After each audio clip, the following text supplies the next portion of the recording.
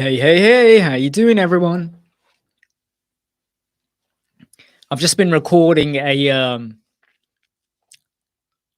video, how to get clients, and I've just got to edit that. So there's no better way to edit while I'm live talking to you all. Hope you all hope you're all good. I'm eating peri peri chicken with mayonnaise. Not that you wanted to know that.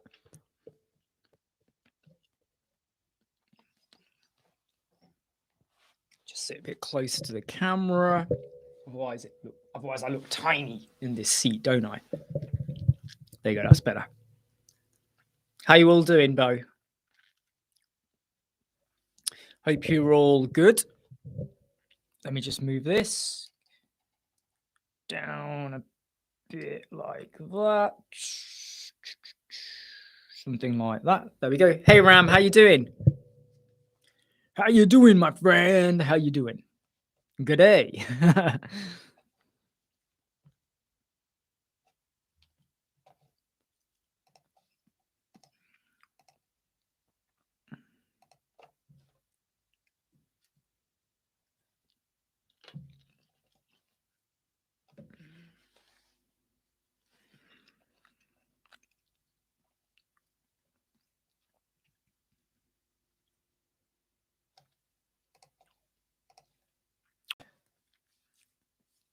I'm doing all right. I mean, I've just recorded a video on how to get clients.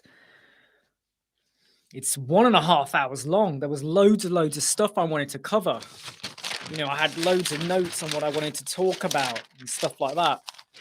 And it's taken longer than I thought, but that's because there was lots of stuff I think in detail I had to talk about. You know, but I think it's good because I cover Fiverr, Upwork, LinkedIn, web proposals, pricing strategy, some other stuffs as well, social media, referrals, things like that. So that video should come out in 11.5 hours time, less than 12 hours, and the video goes live. But the important bit is I have to edit it. In fact, there's not a lot to edit on the video. There won't be a lot to edit on this video about how to get clients because a lot of it was actually really good. There's no mistakes. It was a good video. I liked it. And in case anyone's wondering, I'm just having my lunch as I'm setting things up over here for my editing. So sorry if you don't want to see me eat. I'm just finishing off my peri chicken and mayonnaise. You see that? It's just mayonnaise and peri chicken. It's not exciting. But it keeps me going. What are you working on, Ram? You got any projects at the moment?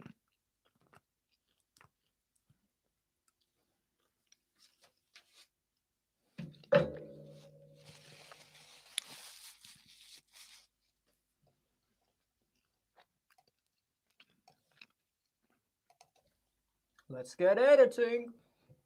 Get my headphones.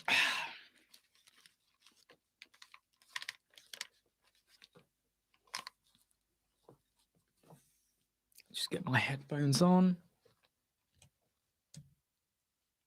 Yeah, that should be all right. I've got about 4 or 5 more websites to review tomorrow, which is good. It's good to review, but they do take a while to do. I've got to kind of I think I've got to be quicker so I don't spend an hour on them next time. Good to hear it. Landing pages, shops. Good on you, Ran. Yeah, Ayush, the video is coming out in 12 hours time, okay? 12 hours. Remember, There is no easy way to do this, but all the solutions I'm going to show you are free and how you can help yourself. And I'm going to show you stuff that you're going to go, oh, I did not think of that. And it will help you. Trust me, it will help you. The reason I know it helps you is because it helped us, right? And if it helps us, that means it works. Because we don't mess around. We do not mess around.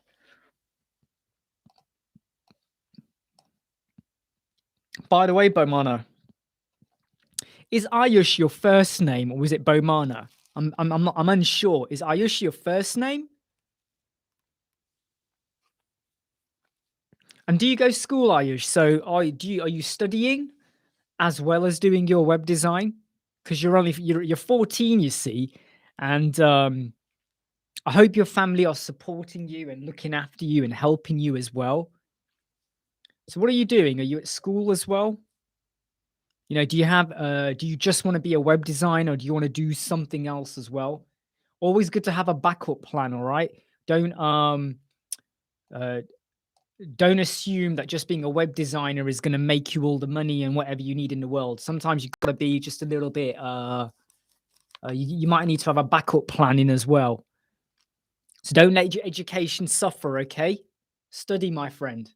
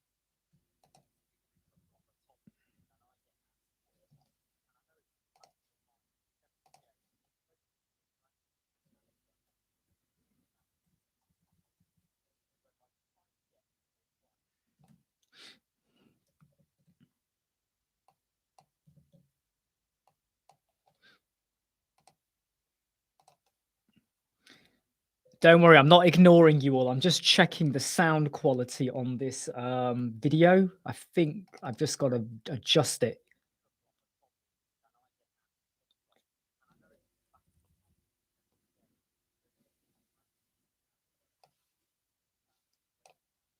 Excellent. The sound quality is good. Yeah, do you know what? One thing I will say, yeah, is that I was into creative digital art and loads and loads of stuff when I was like a kid. Like I loved drawing, right? And because my parents didn't let me do a lot of the stuff I wanted to do, I let a lot of that slip. And I really regret that now. I really regret not having the opportunity to explore my creative side of it. And I got back into it again when I was 30, writing, digital art, all these things. But I do regret not really doing it my all, studying in it, you know, art and digitalness. Well, there wasn't a lot of digitalness when I was young, I have to be honest, but just studying in art and things. And I do regret that. So if you're working on websites now and stuff like that, this is really, really good. And I think to be doing this at this young age, you know, you could really help yourself out. I really do wish you all the best, Ayush. I really do.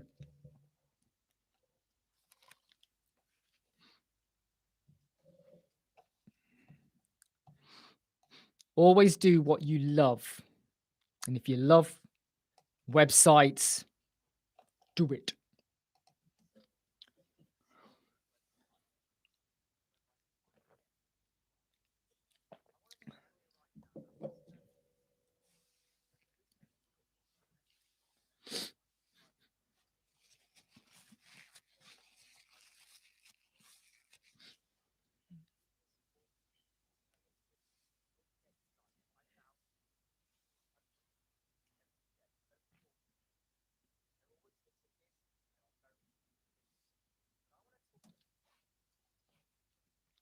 So nice and clean background images. I go Unsplash is good. Canva is really good. And often what you got to do is just make sure you got the images at a good size. But Canva is good, and Unsplash, they're free. Well, Canva, you can get the premium version, which we have, but the bulk of it is free. And Unsplash, free. So that's a great place to start.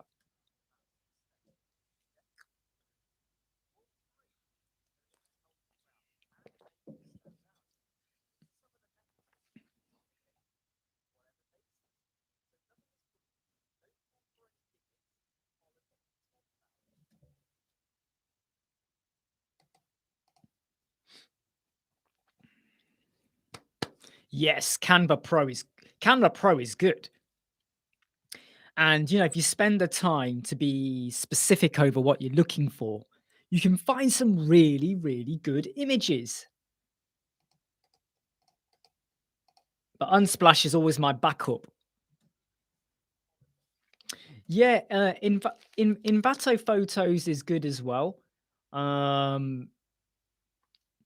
But if you're looking for a free solution where you don't, I mean, the only reason we pay for Canva is because we want to be able to do loads of other stuff with Canva, and Canva is amazing. I know there's a drawing facility on Canva, but if they could make it just a little bit more like Photoshop with the way, just a little bit more, it would be a powerhouse beast of a solution, isn't it?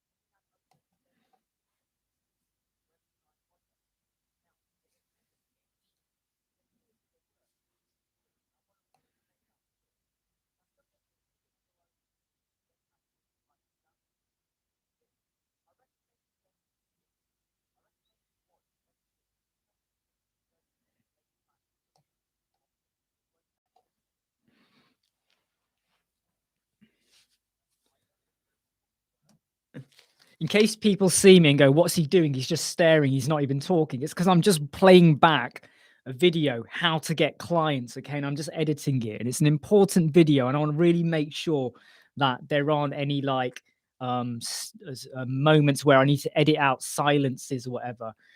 We go over a lot. I reckon this video is going to be about 1.5 hours long, which is a lot, which is a long video, but when it comes out, I recommend that people, if you're eating mashed potato, noodles, fish and chips, doner kebab, rice, biryani, whatever you're eating, cup of soup, you just sit and watch it because there's very useful information that I wish someone had told me 5 years ago. If I knew this stuff 5 years ago, I would have been hitting it. We would be even bigger than we are now, then, and now. So where do I start with the project? I start with a scribble. Scribble. We don't do Adobe XD. Hey Wakas, how you doing? I'll tell you why. If our client wants to spend the money for us to spend time doing Adobe or whatever, a proper bulletproof wireframe, then we'll do that. But some clients, they're quite happy with just the Canva proposal, just, you know, a rough sketch. And and I'll tell you why. Okay, so Dennis, this is important, okay? And for everyone watching, what's the beauty about doing a scribble? Okay, I'll tell you. When you do Adobe XD and the client signs it off, and as you're building the website, you suddenly realize this doesn't look right. It doesn't work well. And you want to change it. Sometimes the client will keep pointing back to the fact that no, this is what we signed off. This is what I want. And you're stuck with it. But when you do a scribble and you're saying hero banner, we might have the wording image, we might have icons, we might have another section here, testimonials, whatever. The color, you know, we might do these colors, whatever, white, gray, whatever, gradient, right? And then you come to actually do the website. When you decide you want to change it, you can, because you're working to a scribble. So there's a little bit of a license there for you to mess around with things. But when you have it like properly laid out, you feel a little bit restricted. And I remember doing a website once for someone. They wanted some help, so they hired us. And they gave him an XD. They gave us the Adobe XD and they said, it's got to be exactly like this design. And I said to them, you know, your sections and your paddings are not the same. You know, this image you've got here, it will be much better over here. No, we're sticking to it. It's what the client agreed. And I was like, but you're giving them something that could work better and it will look better. And here's the other thing that really annoyed me. I then said to them, okay, the desktop's done. Where's your mobile version? Oh, we ain't got one. I was like, what? Where's your mobile version? Oh, we haven't got one. So the scribbles gives you a little bit of a license to tinker a little bit. You're not changing the page layout, hero banner, you know, whatever, icons, services, testimonial. You're not changing the order. You're just tinkering a little bit. Because you might go for a particular gray and then you realize, you know what? We need to go for a lighter gray.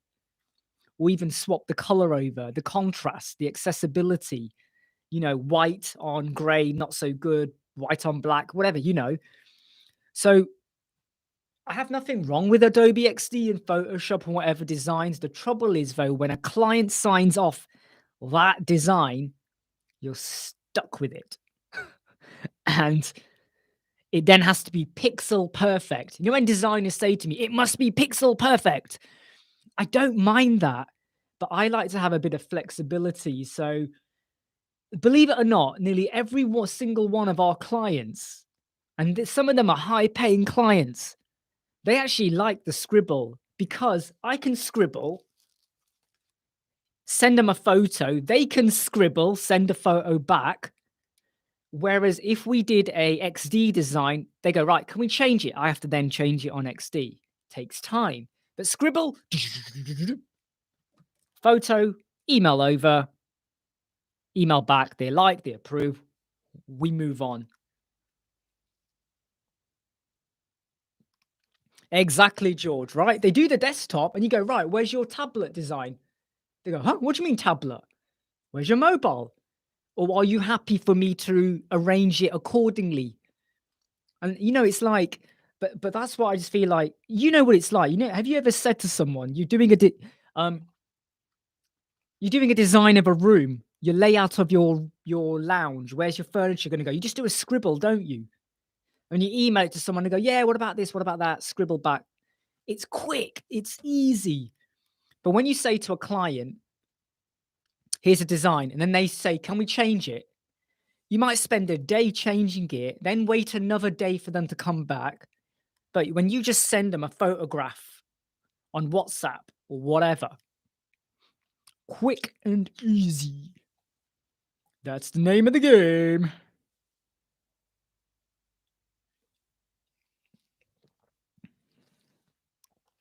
A 150 pixels, top, bottom, left, and right. What? What are you talking about? When you say link, Ran, what do you mean by a link? What do you mean by a link? What do you want a link for? for this. Do you want a link for this?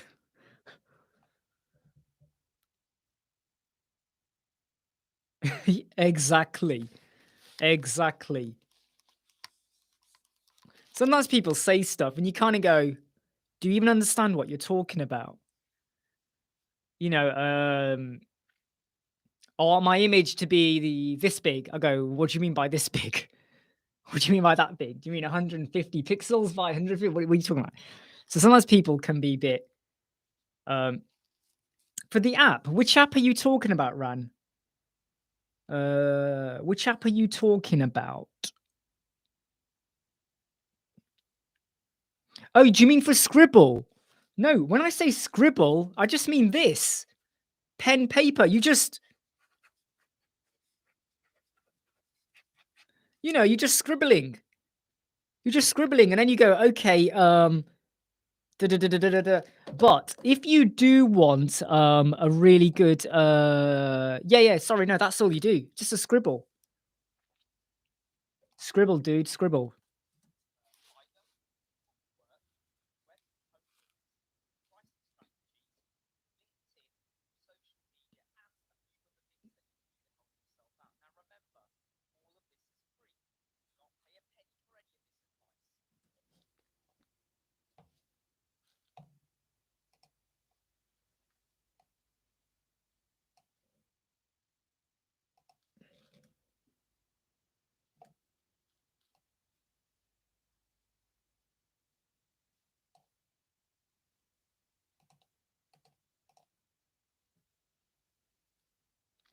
Scribble ran.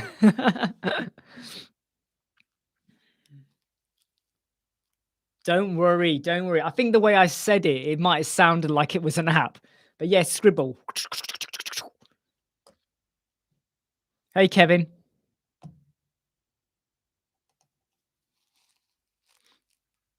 So how much do I make as a designer? Yeah, sure. Yeah, cool, cool, cool. So a basic website, £920. No, if we're doing a website which is a template, so we're just going to use a template. So, a half a day's work or whatever, and then stick some content, images, whatever in, we'll do for £500. Custom website, one-page website, could be 5 pages, but 1 day's work, whatever. So it's a, build from scratch, Elementor, whatever, £920. If you want a WooCommerce website, you're looking at 2,500. If you want a blog website, you're looking at 1,500. If you're looking at a directory website, you're looking at 2,500 to 3,000. SEO work, you're looking at about 360 to £480, depending on how much work is required. If we need to upgrade the performance of your website, like your page speed insights, you're looking at between £500 to £1,000. It depends on what we charge. Sorry, the timescale. Let me tell you what I charge, okay? If you want to have a 30-minute phone call with me, you got to pay £60. If you want a 1-hour phone call, video call, whatever, where we problem solve or try and work with you on something, you got to pay 120. And people out there will say, that's a lot of money. Well, actually, it's not. How much do you pay a lawyer when you want 1 hour? And all they're going to do is talk to you. But in our hour, I might be working up a solution, looking at plugins, helping you on your page. We're actually doing stuff. So you got to pay for it. Because like right now, I'm doing a live chat. I'm not paid for this live chat.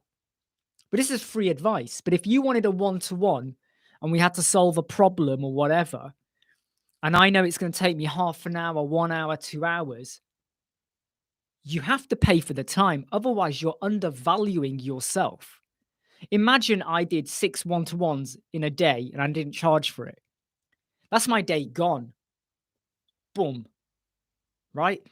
So in the old days, I used to undervalue myself. Yeah, you want half an hour? Oh, let's talk on the phone for 1.5 hours for free. And I'm telling you how to solve your problem and everything. You can't do things for free forever. So on the Elementor Facebook, I help people for free. I do the videos, we show them for free, we do the live chats. But when it's working on your website, we're logged in or one-to-one dedicated support, you got to pay for it. Time is money. Exactly, Ran. Time is money. Hey, David.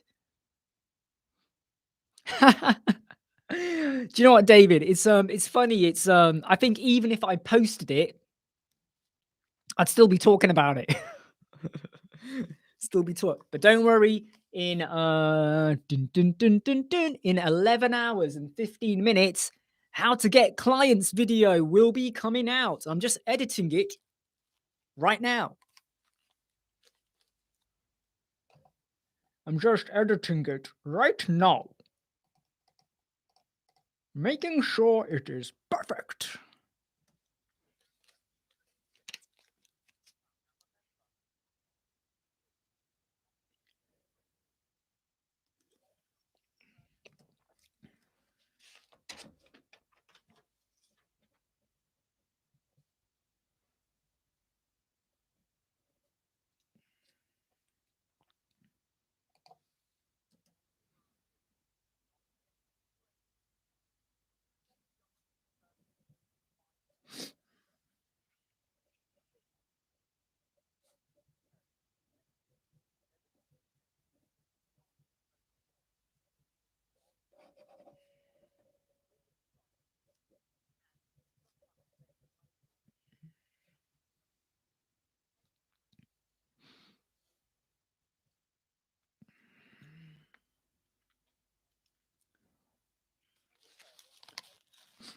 Sorry if I go silent every now and again. So just when I'm editing, I've got to just make sure things go through. If you can hear the sound from my headphones, please do let me know.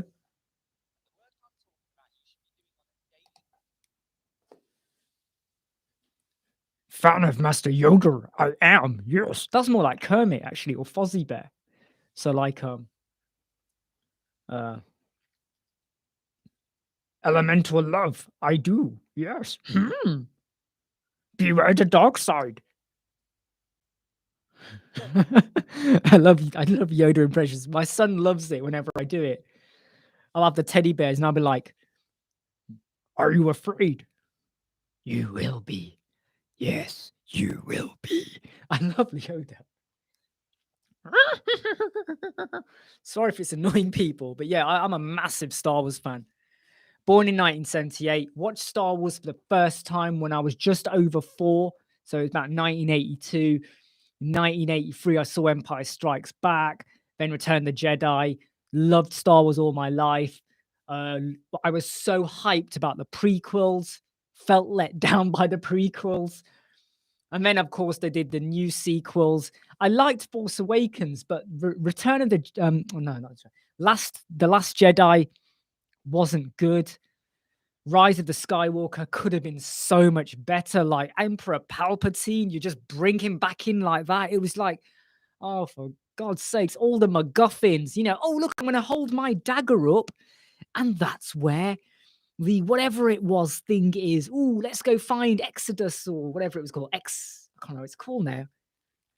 Exegol, that was it, or whatever it was. Like, all this stuff, they ruined it. But thank God for The Mandalorian. Thank God for The Mandalorian. He's restored faith. Book of Boba Fett was a letdown. I love Boba Fett, but it was they've turned him into too nice of a character. They're gonna make him rugged and vermin and skullduggery and all that again. But thank God they brought back Mandalorian in that series, because without Mandalorian, that series was like this, sinking. But love Star Wars, I do. Yes, I do. It makes me whole again.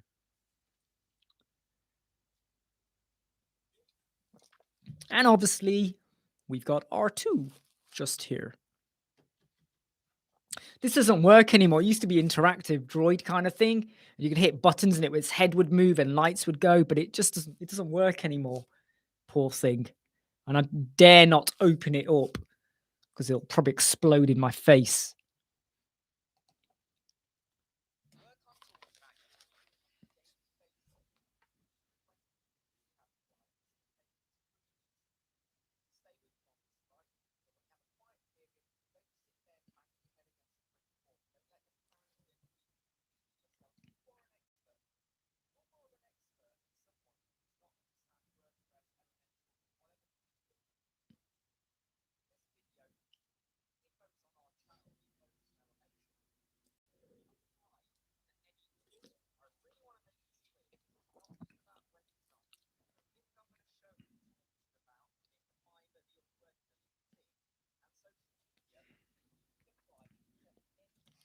So Bomana, rank math. I know everyone goes on about Yoast SEO. I didn't like Yoast SEO. Started using rank math about, I think it was August 2020, sometime around then. And we fell in love with rank math. We don't use all-in-one SEO. I don't use Yoast SEO. If someone says to me, hi, I got a website and I use Yoast SEO, I go, fine, but we're not touching it. We're not touching your SEO. You either go with rank math, with what we are good at and we know what we're doing, or we don't do it. So I like to always stay in control. So if my client comes to me and says they want to use, they say to me, oh, we want to use a particular filter for WooCommerce, for product filter. Unless I know it's good, I'll be like, no, we're not using it. Sorry, we're not using it. Hey, Jason, how you doing? What was I going to say? Yeah, rank math. So use rank math. Boy, was it windy last night, eh, Jason? I mean, the wind this morning has settled now. Damn, was it windy last night?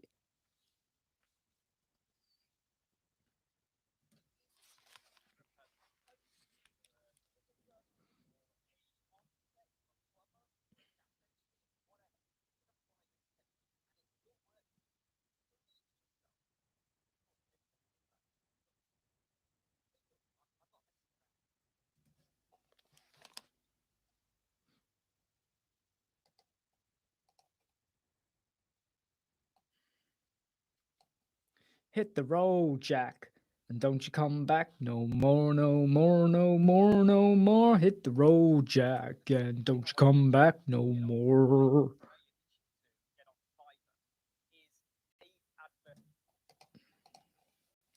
My mama told me.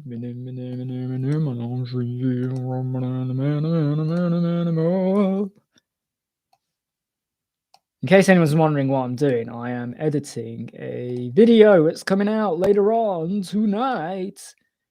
How to get clients. You guys have asked, so I've put together a mega beast of a video. It's going to be about 1 hour 15, I reckon, long. Goes through loads of stuff to help you out.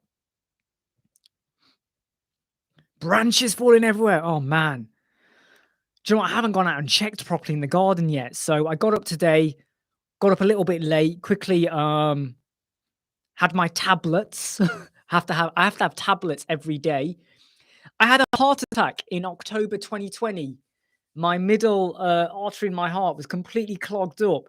So I had to have a surgery done, and I now have a stent in my heart. And I have to have tablets every day, every morning, 4 tablets I have to have.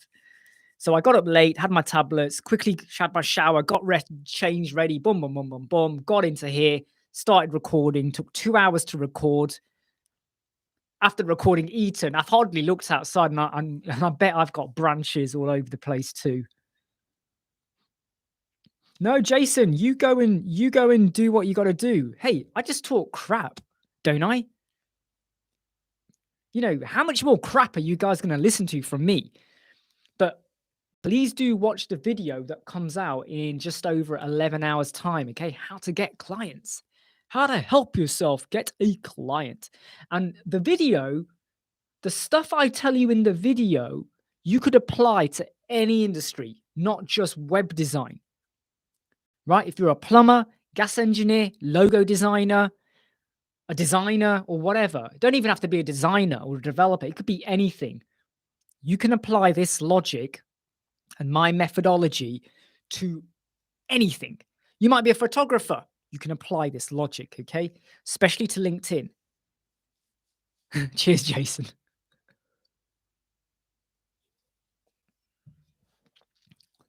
Cheers, dude.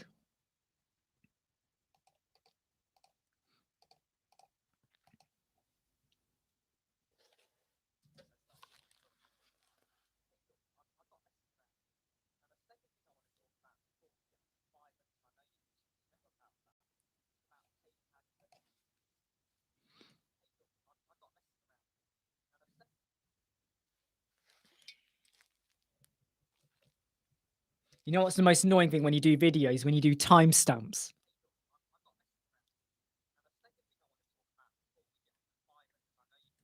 It's making sure I get them right, the timings. You got to like sit there and go, right, that time is that time.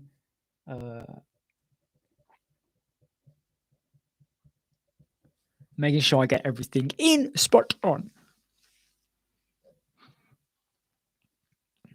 So Bomana Ayush.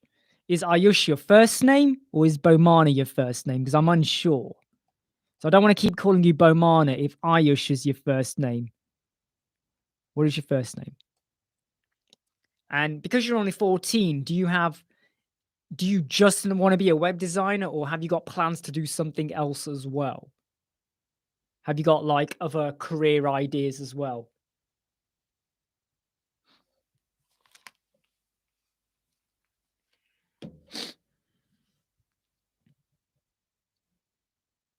No, I'm just going to disappear for a bit, okay? I will be back I'm just going to put a message here, say I will be back in 5 minutes as I want to check on something. I've got to call someone up. I'm going to leave this live chat running, okay?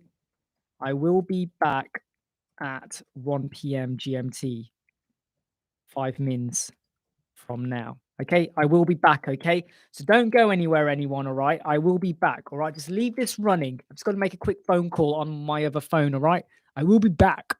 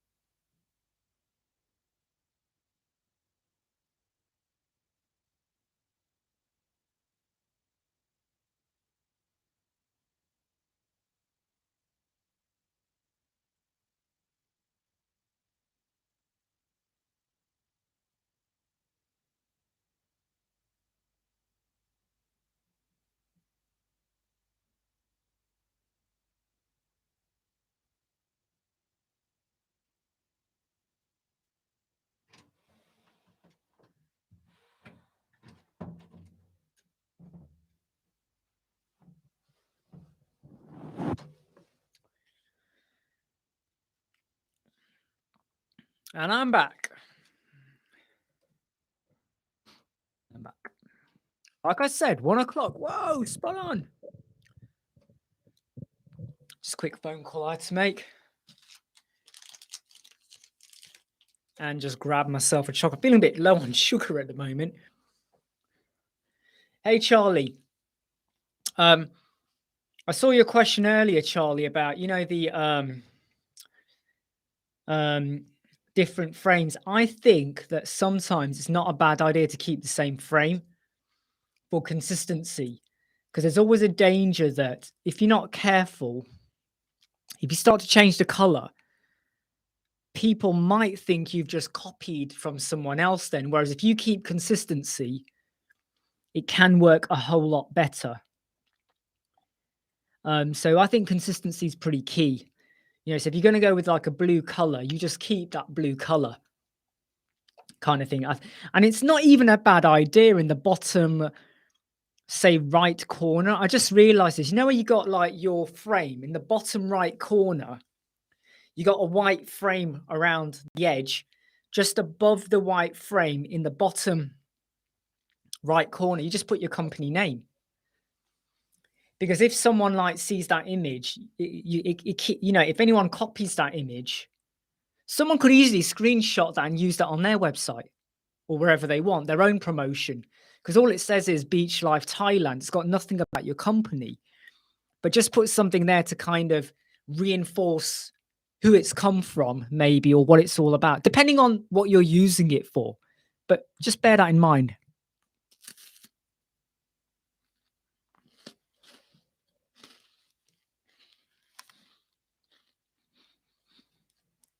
Do you know what I mean? Because someone could easily take that and go, oh, yeah, I'm going to use it on my timeline. But I definitely think consistency is good. Yeah, yeah. Well done, George. Well done, my friend. Isn't it a lovely feeling when a client likes what you've done or whatever you've worked up, and you can crack on and move on with the next stage or close it down? Yeah, so for Charlie scuba diving, it's just because he's an image here I'm looking at from Facebook, in case anyone wonders what we're talking about. He's got his color of his website, and he's got a separate image he's using for promoting. I would make the color match the frame. I would.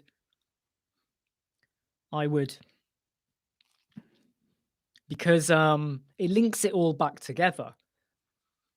Because if you imagine, let's just pretend on your website you had not a turquoise blue on your website, and you're promoting that color blue, and then suddenly I go to your website and it's turquoise blue. I'd be like, ooh, I'll get over it. I'm not going to die or cry, but it's an easier transition, isn't it, if the colors match? It's why colors and branding is important. It becomes your brand color.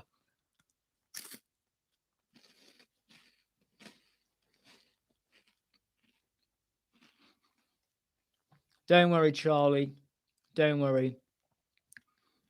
Even if I tried to ignore you, you still find a way to get to me. Can't ignore you. You're always there. You're like the draft. I shut the door, but the draft still comes in. I'm joking.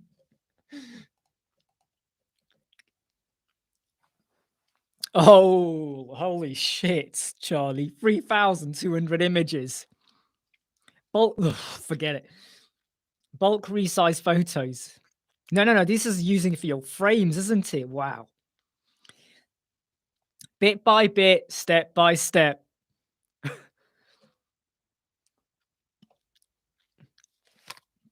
I've got something else come to mind when I see 3,200 images. I'm going to put this on. I'll let you lip sync and think and work out what I said there, okay? But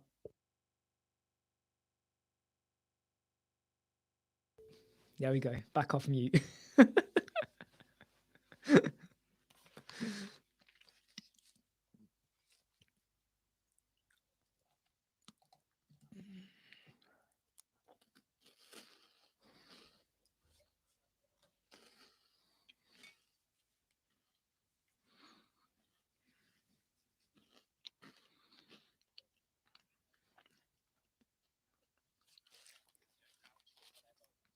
Absolutely right, Charlie. Canva is amazing. I mean, the amount of stuff I used to do in Photoshop before, the amount of stuff and the time it takes to perfect it. But Canva, it's just so much more quick and easy. 50 weeks.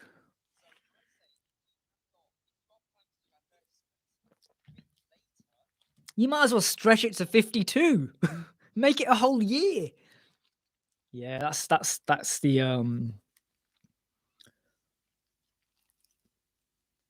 that's a lot of work, mate. That's hats off to you. Hats off to you.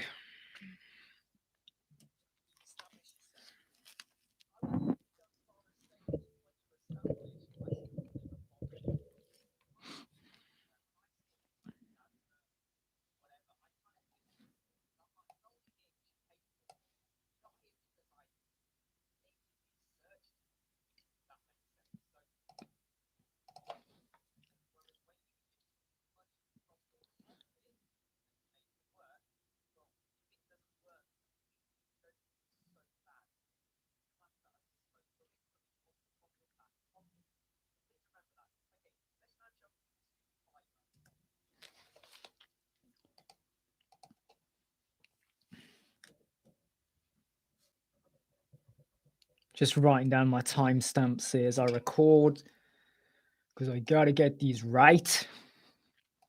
Gotta get them right.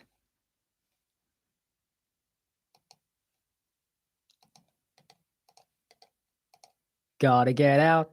Gotta get out. No, how's it go?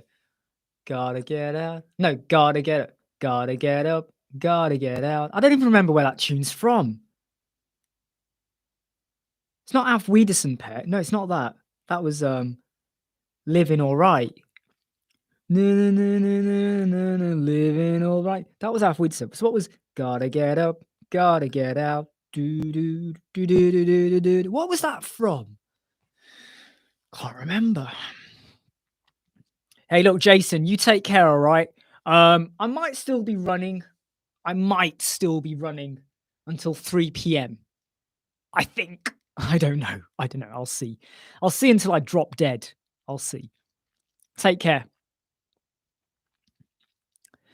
You'll know, Charlie, bit by bit by bit, you'll know. Hopefully it works. So George had a client ask if they do a shop for 13,000 products. 13,000 products.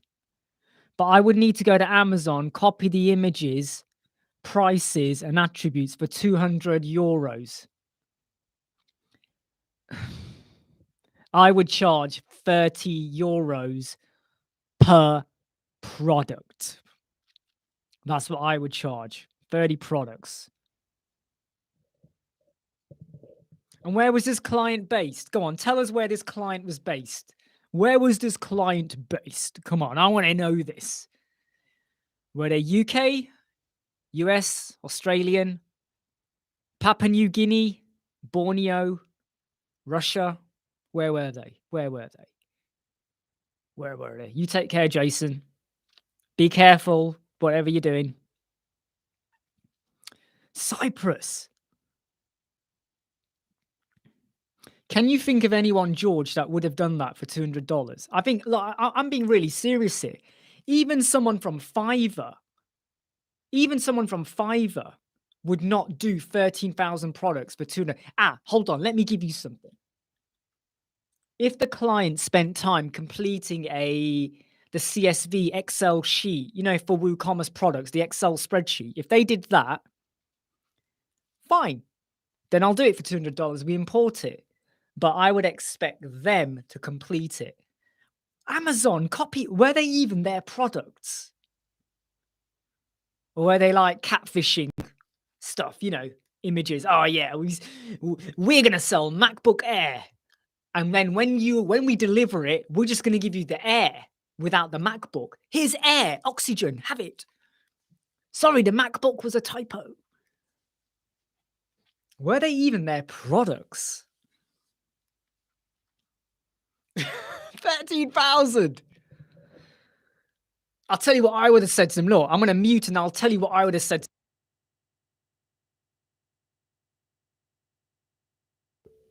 That's what I would have told them.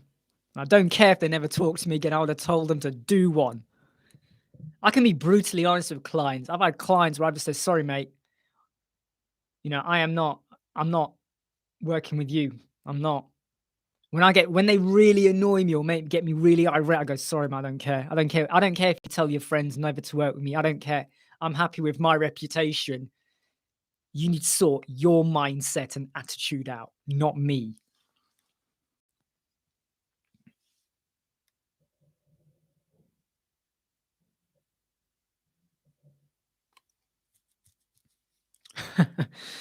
Well, I think, Charlie, you saved yourself a headache by telling them to go away. In Greek.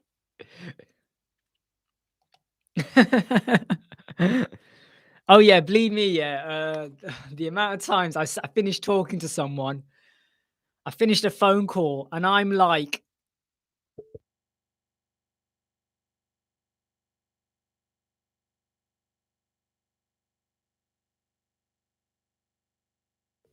I do that.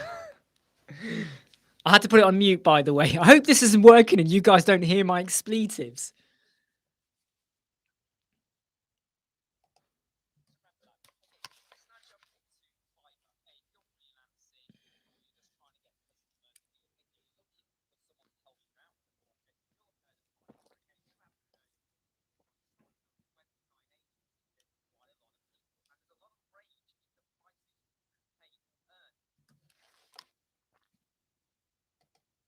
Gotta get out. Gotta get no. Gotta get up. Gotta get out. Woohoo. Where did that song come from? Charlie, does it ring any bells with you? Gotta get up. Gotta get up, gotta get out. TV show. Where's it from? Where's it from? Gotta get up, gotta get out. It's doing my head in now. Where did that song grab the world by the throat? Where did that come from?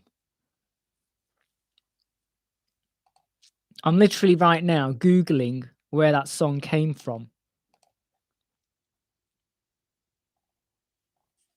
I'm even going to go to videos to check.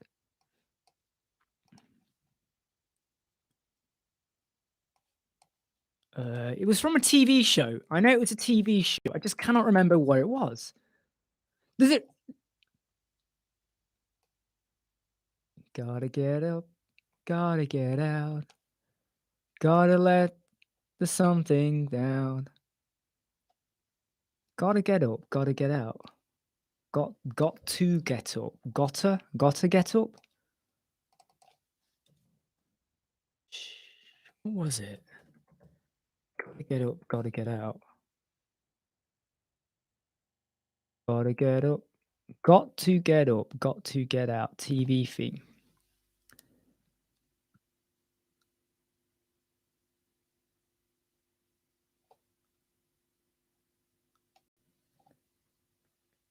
Bread!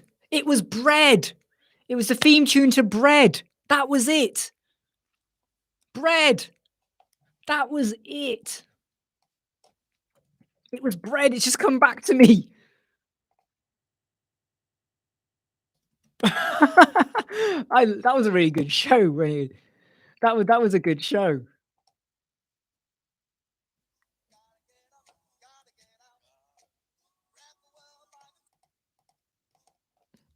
Here you go, Charlie. Let's see. You want to hear it? Here we go.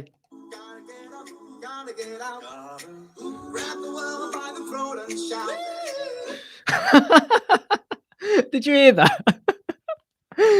God. Oh my God, what a twat. How could I think of that tune? Oh my goodness. Always made me laugh. Always made me laugh how he would drive. The son would drive across the road to go to his wife's house. Always made me laugh. That did. Always made me laugh.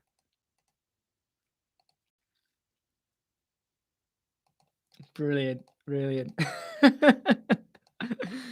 If you're from the UK or you've ever watched UK TV in the when would it have been? Would it have been 80s, early 90s, late 80s, early 90s? My goodness. Oh dear, what a tune. What a tune.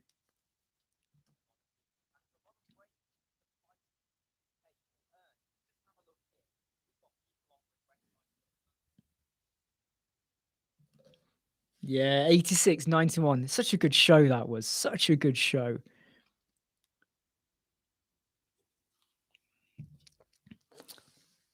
Oh, we're talking about an old UK show, later mid 80s to set in Liverpool. I actually saw the street where that was filmed. So when I went to visit Liverpool University in 1996, I remember we were put on a minibus. Come to see the universe, and they put us on a minibus and took us around Liverpool. And they showed us the street where that was all filmed. I was like, "Wow, wow, this is amazing." Oh man, yeah, Yuda. Pepsi, mate, keeps me going. This is my second can today. My second can. Keeps me going. Keeps me going. Keeps me energized in a weird way. I do worry though how I just hope I don't have real serious health implications when I get old because of this.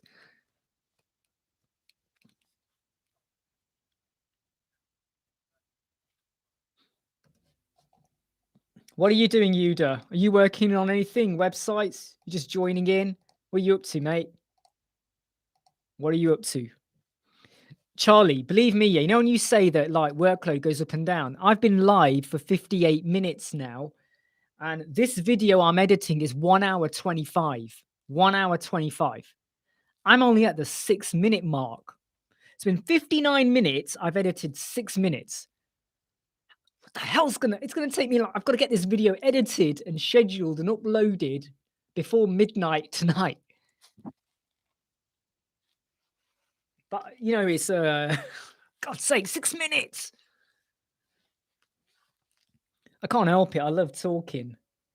When I used to be in the NHS in Leicester, and I had my team in our room, and there was about 14 of us in a good room, and I had the layout done in such a way so that we're all facing one another. Before it used to be like a call desk where you had your back to people, and I got the entire office layout changed so that we're all sitting facing one another. It meant if we're talking, we can all join in or not. My God, the amount of people that would come into our room sometimes and say, "Are you guys working? All we hear is laughter." And I would say to them, everyone here is working hard. The difference is that you can work and laugh and have fun and be happy in an office. And if an office is happy and laughing, the atmosphere was amazing. I mean, if 2015, before I moved on and people left, whatever, that team, it was they were a family. We were a family in that room. Different ages, different backgrounds, different religions, just different people, but we were like a family in there. Everyone's back, looked out for each other, went out to dinner, evenings, lunchtime, whatever. Everyone cared, and it was brilliant. Just talking. You're working, but you're talking. Yeah, okay, yeah, what are you doing? Blah, blah, blah, blah. Oh yeah, we have a joke, TV, movies. It was great. And I missed it. Sometimes when you work on your own, you miss that. And in a way, it's kind of what I get right now with doing live sessions. The only difference is we're not talking properly and you're having to type, and I'm just talking or typing. I am still trying to find a solution where I could do multiple streams. The only trouble is you got to pay for them, a lot of them, and the quality isn't always good. They say, yeah, 1080p, multiple streams, but the quality's not always spot on good.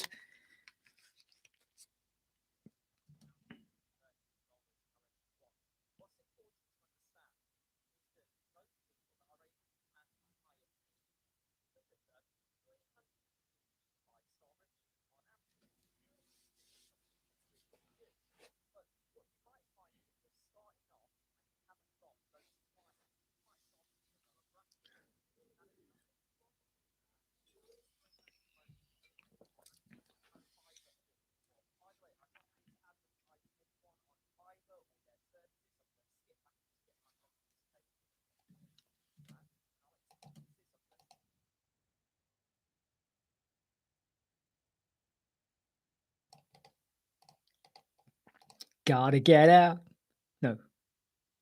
Gotta get up. Gotta get out. Woohoo!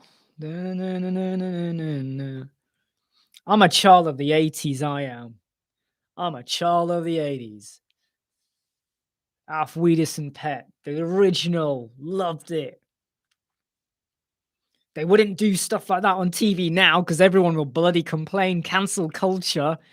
How about we cancel culture? The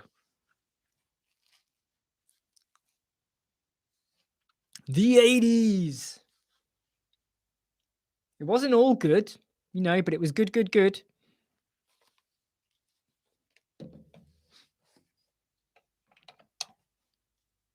I'll be back in 2 minutes. Okay, I'm just going to go quickly do something. I'll be back in 2 minutes. No, it's not a loo break, in case anyone's wondering. I'll be back in 2 minutes. Let's put back in 2 minutes there. Let me just write it. Back in 2 minutes. So were you born in 1989, Ran? And were you born in 1990, Yuda? Is that what you're saying when you were born? I'm 78. I was born in 1978. Why are you saying that's your age? Are you 90 years old, Yuda? Don't know why notifications not coming through. It's YouTube is just baloneyly weird, and I don't know. I don't get it. I think what I'll start doing is sticking it on our webmastery and other stuff like that. Just say, hey, I'm live now if anyone wants to join in. 1989, right before the 1990 World Cup. 1989, hey. Right, back in 2 minutes.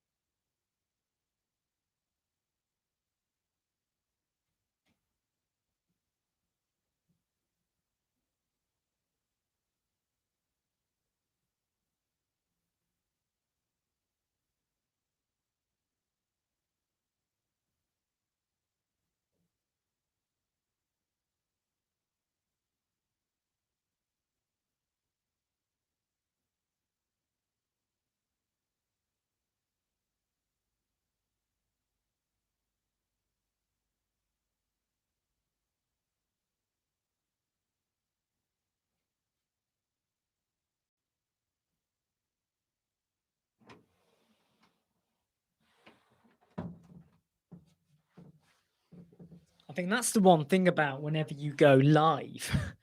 If you want to quickly go and do something or sort something out, you can either cut the live and then start another one, which I think defeats the object of the whole point of the live. Or you just have to go, oh, I'll be back in a moment, and then run away and come back again, which is a bit of a weird thing. Ran is old and bold. No, Ran, you're just old.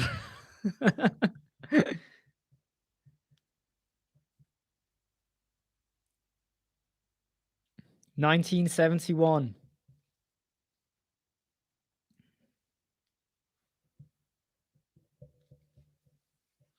Actually, that's a good point, Charlie. I don't think I ever checked with you how old you are. I don't think I've ever asked.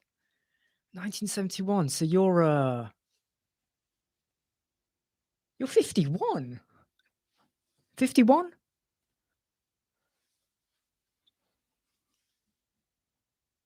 51. 50. How old will you be when your youngest child is 18? Because I was working out that, like, I'll be, when Raheem is 18, I will be 56. And I kind of go, oh my God. 56 years old when he suddenly becomes 18. I'm like, oh God, I'm not looking forward to that. 58. I know, it just makes you go, oh God. You know, when you get to the point where you just want to, like, you know, you don't want to take on too much stress and everything. And that's when they're 18. Wait till they hit 20 and 21. Or they're getting married and you're in your early 60s and you go, oh my God. Oh, I just want to take it easy kind of thing. Makes you think, doesn't it? Oh, what are they like now? What will they be like then?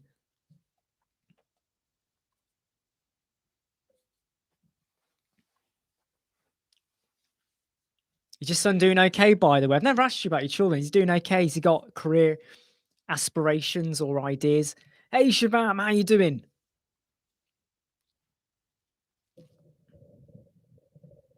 Just realised I've got to just tighten this boom arm a little bit.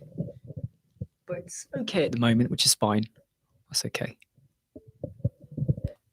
Having a boom arm as a microphone is so much better than just having a tripod, because your tripod gets in the way and it rattles when you're typing. But having a boom arm, this arm, I can just literally go, it goes all the way up here. I mean, I can push it like all the way back here as well. I can push it back, forward. But boom arms are really good. Change the angle and however you want to have it. It's super, super good.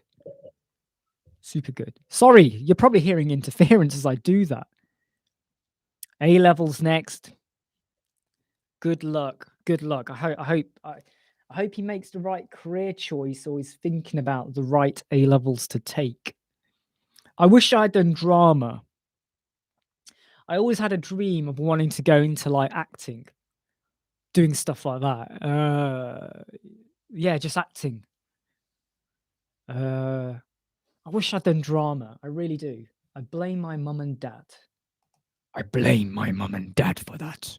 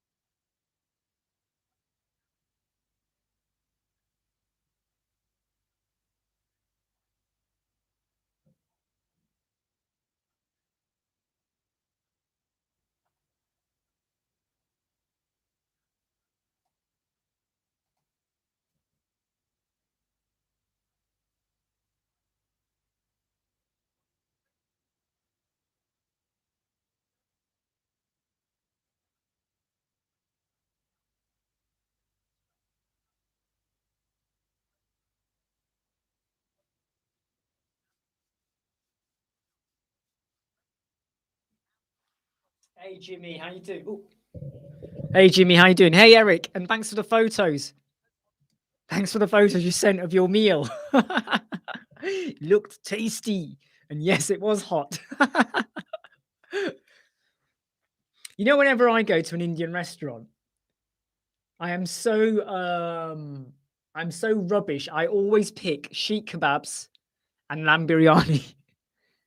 No matter where I go, people say, "Don't you want to pick something else?" I go, "No, no, no, I just want sheikh kebabs and lamb biryani." No matter where I go, I love my lamb biryani. I don't like the sauce that comes with biryani rice, but I just love rice and lamb chunks in there. I love it.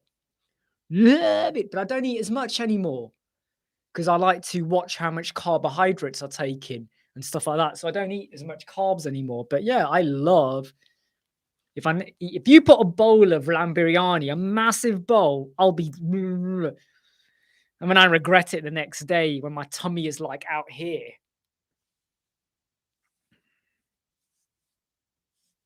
Yeah, I'm doing good, Jimmy.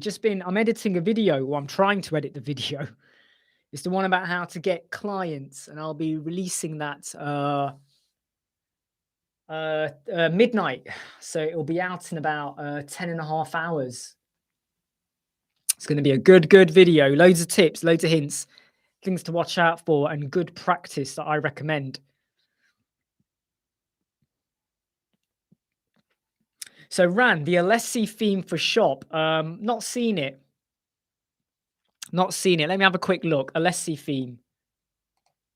So Alessi WordPress theme. Have a look at it. This is on Theme Forest, yeah? So the Alessi theme.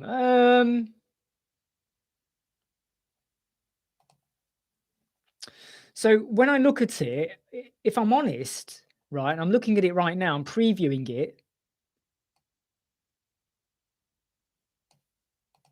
What it's kind of good for is filtering, but I'm not really seeing anything amazing that's making me go, okay, you could do a lot of this in Elementor anyway. You got categories, you got filters, you could use Themify, right? I've done a video on how you can have categories of images that take you to different pages. If I'm honest, I would say you could use Themify for the off-canvas sidebars and the right sidebar with the filters. You know, okay, it's got the masonry effect, but if you weren't going for masonry effects or the metro effect as well, I would say that just use Elementor and WooCommerce. You're paying $60 for me, it's a bit like you're paying because it speeds things up, but is it really going to do anything extra or different to what you could have done anyway in Elementor? That's the way you got to weigh it up at. It's quick and easy to apply the template, the Alessi theme, $59. But is it really, you know, is it really benefiting what you wanted to do? Curry mutton, Eric says, when his wife and him go to an Indian restaurant. Some people have their favorites, don't they? You know, like sometimes when I used to go with my friends, they all used to order bits of everything. And they go, we'll have bits of everything. We'll have this, we'll have this, we'll have this. And I'm like, no, I just want lamb biryani. I says, you guys can do what you want. I will pay for my own lamb biryani. So don't worry that it's expensive. I'll pay for it. It's my own. And they all hated me for it. I'd be like, you eat what you want. I'll eat what I want. It's why I don't do Spanish tapas. So tapas meals, they're okay, but I was never fulfilled with a Spanish tapas because, you know, it never fulfilled me. So when people say, hey, we're going to go to a buffet, I'll be like, right, what do they have at the buffet? And they're like, oh, they got da-da-da-da. And I'll be like, yeah, not really my thing. I'm not going to spend 30, 40 pounds on a night out if the food is not going to satisfy and fulfill me. I'll be honest. Because that's 30, 40 quid. And if I'm not full, I'll then afterwards go and eat something else, which means you just put on weight, which I don't like. I'm such an arsehole, aren't I?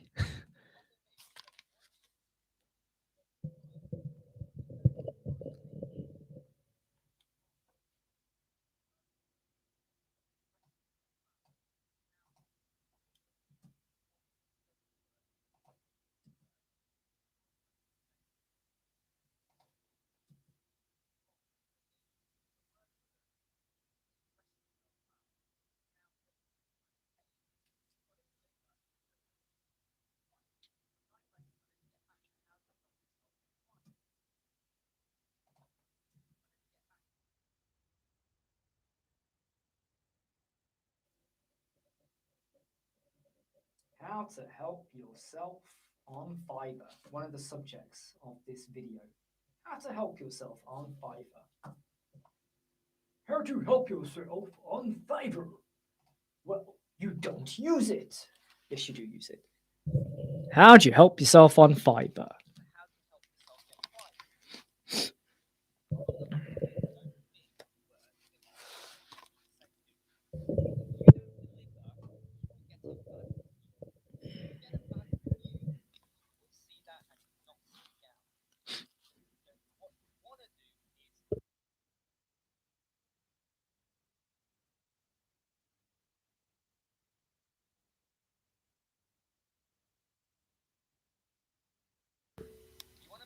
Can you hear this? Can you hear the headphones?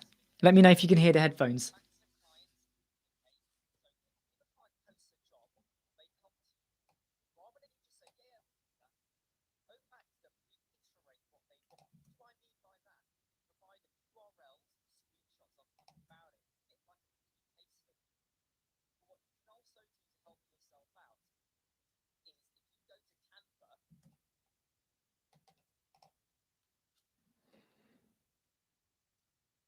All right. Let me just drop the there like that.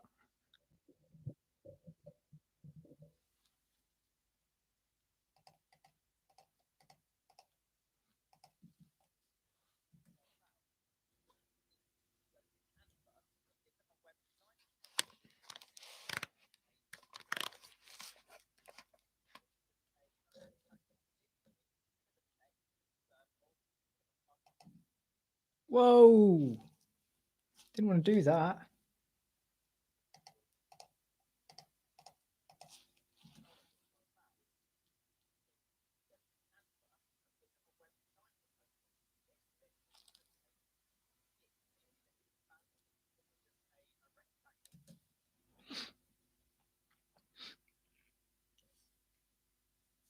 Yeah, so what I've done now, I've realized is I've just moved this a little bit away, tiny bit away.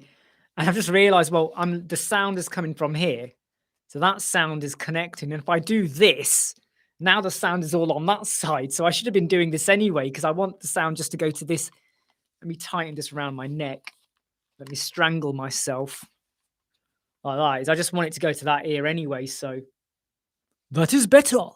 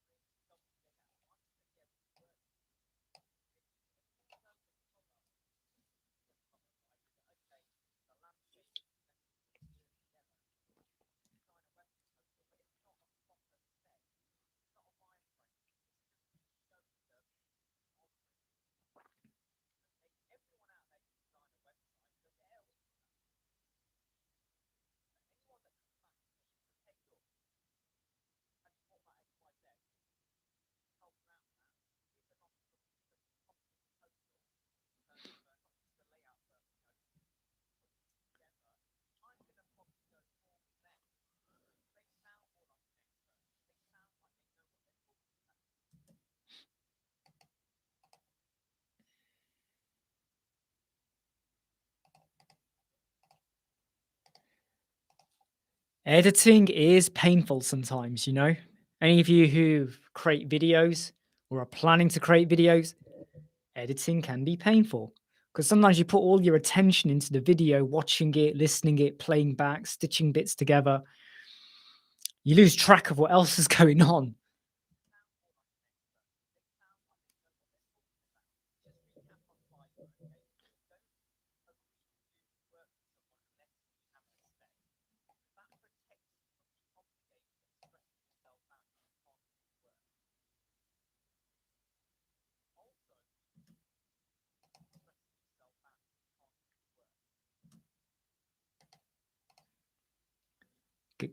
Gotta get up, gotta get out. Woo-hoo.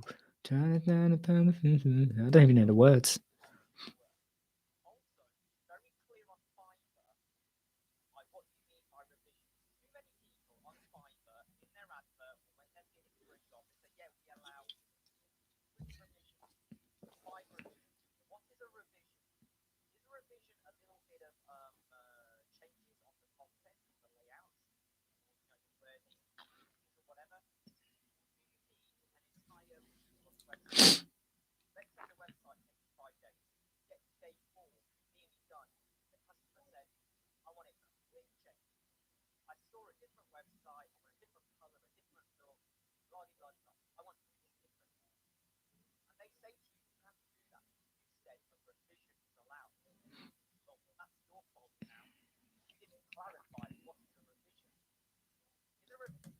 Anyone got anything exciting they're doing on the weekend? On my weekend, I am gonna just be probably doing a live chat. Do you know what? I do a lot of live chats, don't I? Do you think I do too many live chats? Do you think I need to cut them back? Do I do too many? I'm gonna put a vote up here, right? So yes, yes, cut back to 2 to 3 a week. No, we don't mind.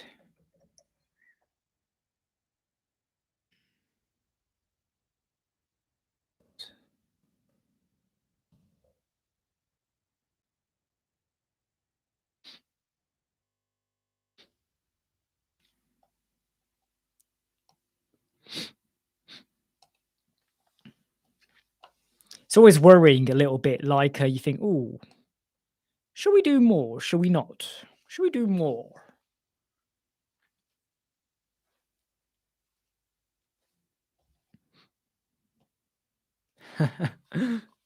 So I've added a bit of a vote thing there. Let's see if people think there's too many, too little.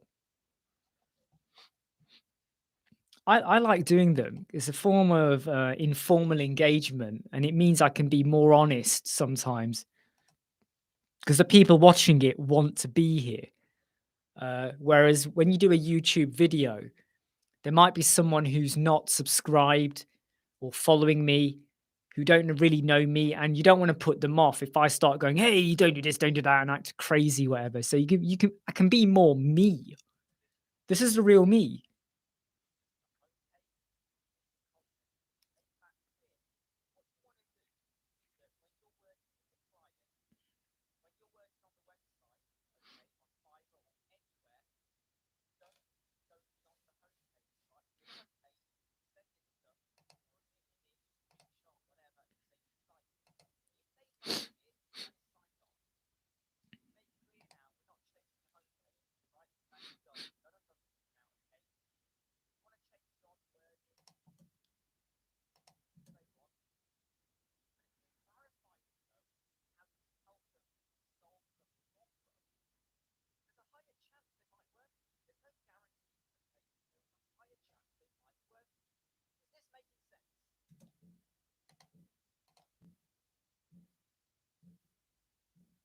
If anyone can hear any banging, one of the neighbors living 2 doors from me is having an extension done, so there's a bit of banging going on. But so if you hear any like, it's coming from out there. I can hear it, but you guys might not hear it completely, so don't worry.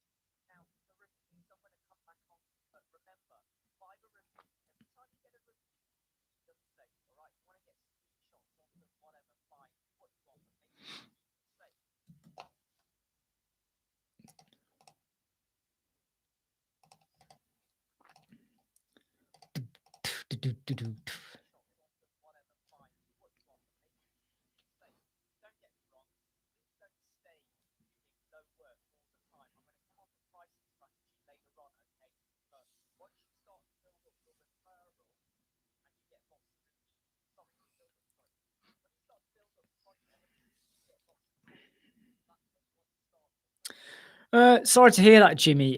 So the only things I can think of is, did you apply the code exactly as it was?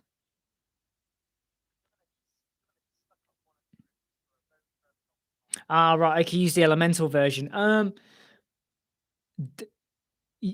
I don't know if they made it clear, but there was a bit of JavaScript you also have to add to code snippets as well. You might need to add that as well. So what they did is there's a code, the CSS code or whatever it was. Then there's some JavaScript code you got to add to code snippets as well, or custom code. I would add that as well because I found that it doesn't fully work without that a bit as well. I don't think I can't remember if I messed around with their code a tiny bit. I think I used exactly the same code. I know it's really annoying when I say you got to watch the video all the way through, but you might need to watch the video all the way through. Okay. You can skip steps, but double check. I know it's worked because it worked on when we had it, and I know it's worked. I know it's worked when we a couple of other people have used it as well. I think I used the exact same code, but I think it's the JavaScript maybe, and I think it was something to do with. It's something to do with the way it scrolls, from what I recall. Just watch out though, in case. Just watch out in case you have any other CSS codes on the page or whatever. Cool, Jimmy. There you go. Grab your popcorn. And that's what you'll be watching now.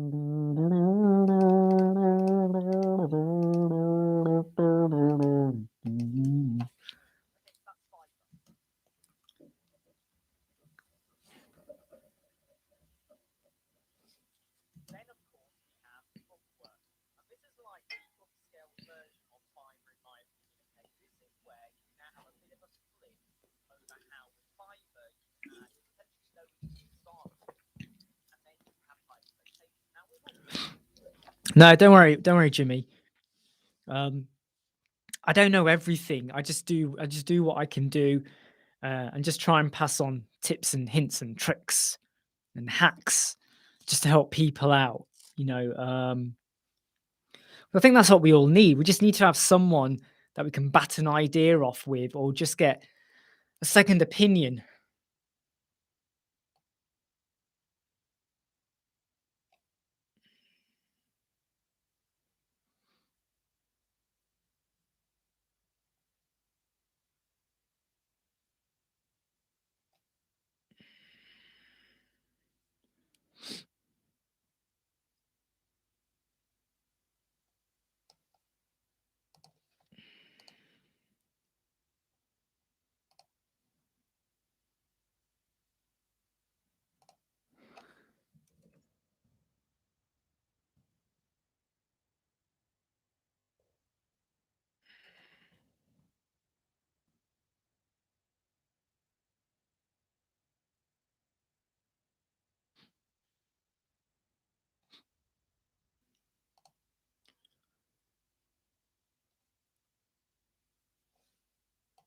What is love?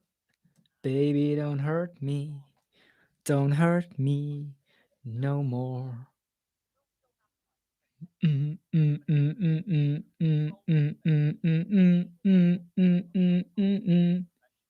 What is love?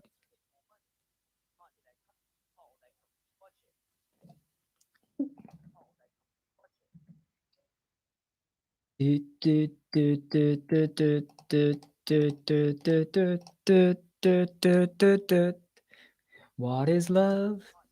Baby, don't hurt me. Don't hurt me no more.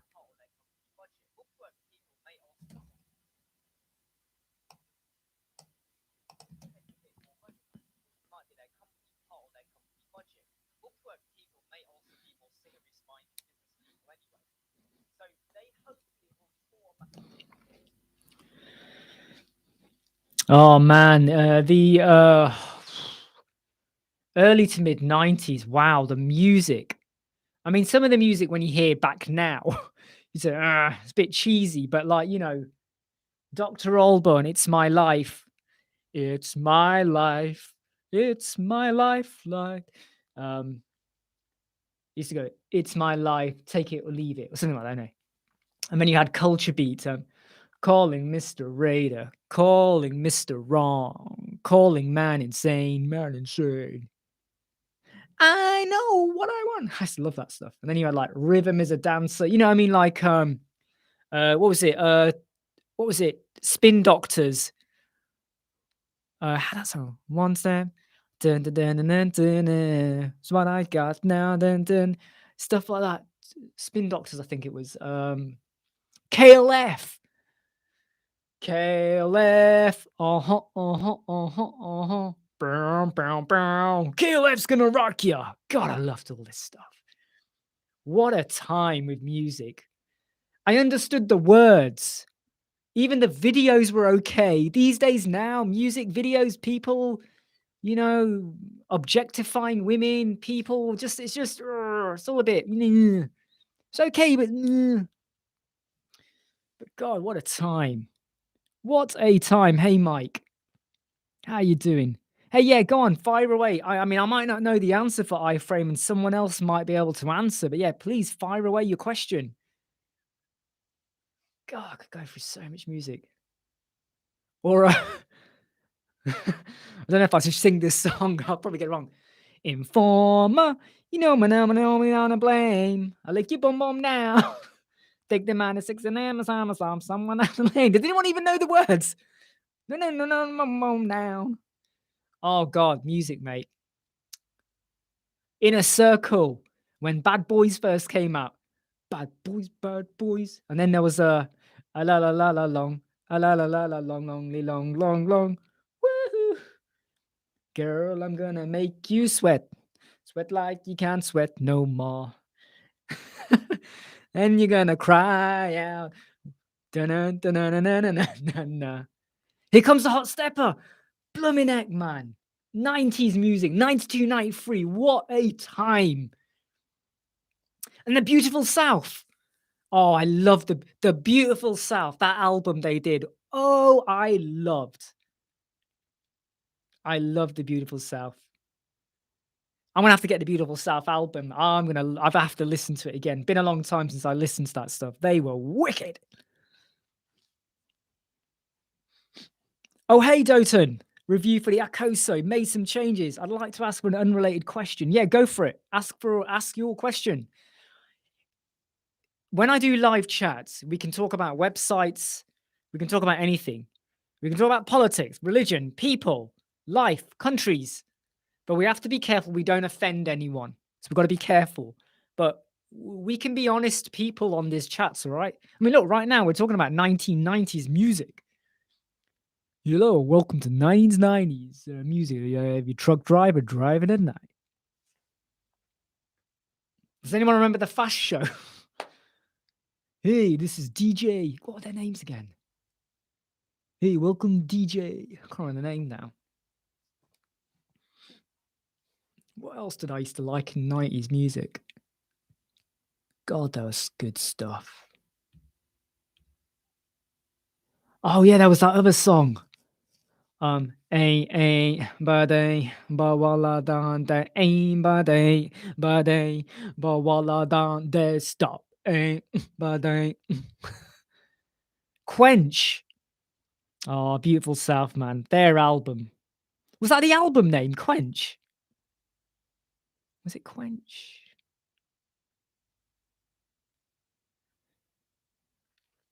They were a band that just kept pumping out tune after tune.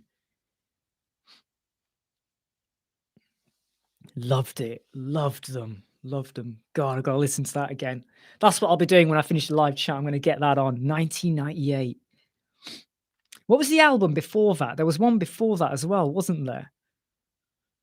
God, it's called. God, they were good. They were good. Wiki, wiki, wow, wow. And of course, in the 90s, we had Take That. I was not a fan of Take That in the 90s. I liked Take That when they returned, when they did their Patience song, and then after that, everything else. When they returned, I actually liked their music. It was more mature, it was better. In the 90s, I could not stand Take That music. I really didn't like it. But their latest stuff was cool. So, your question, you're trying to create multiple pages for a channel doing multiple YouTube streams at the same time. I want live chats on each stream. You're not going to be able to do live chats. The only way you're going to be able to do live chats if you have separate YouTube accounts and you're able to do a separate YouTube stream. That's the only way you're going to be able to do it. And if you want to do a multiple YouTube streams, what you got to do is so I'm streaming right now.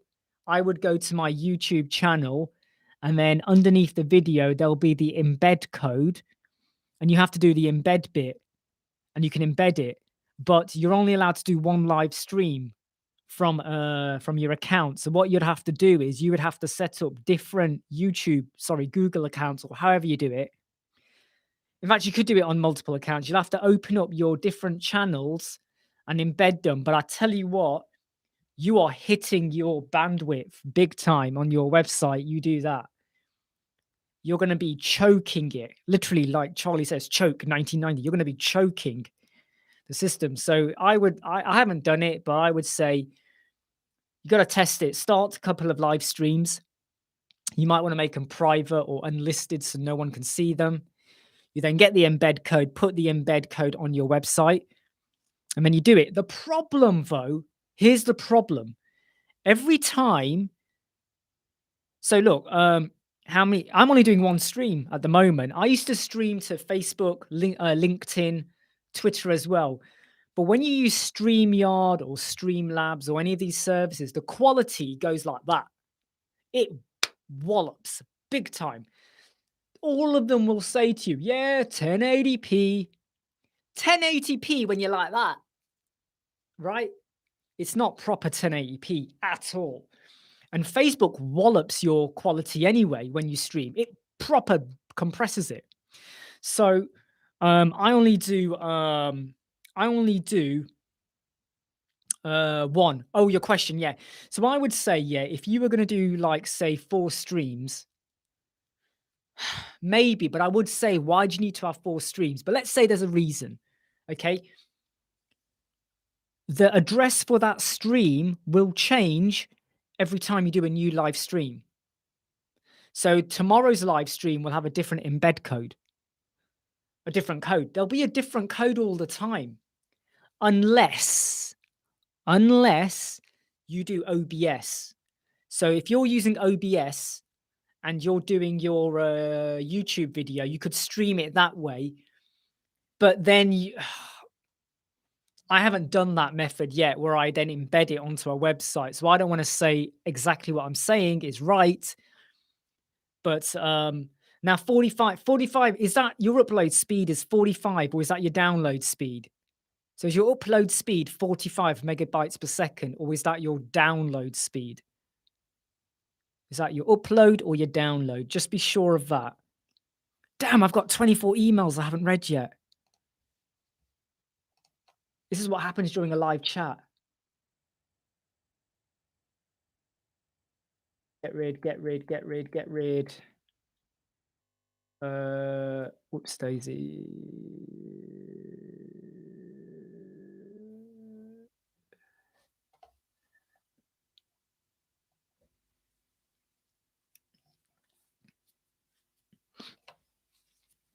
I just want to check. Eric, are you still online, Eric? Eric, if you're online, just let me know if you're online.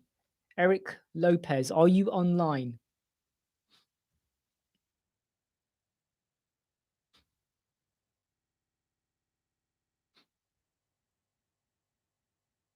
No. Upload is never... Okay, right.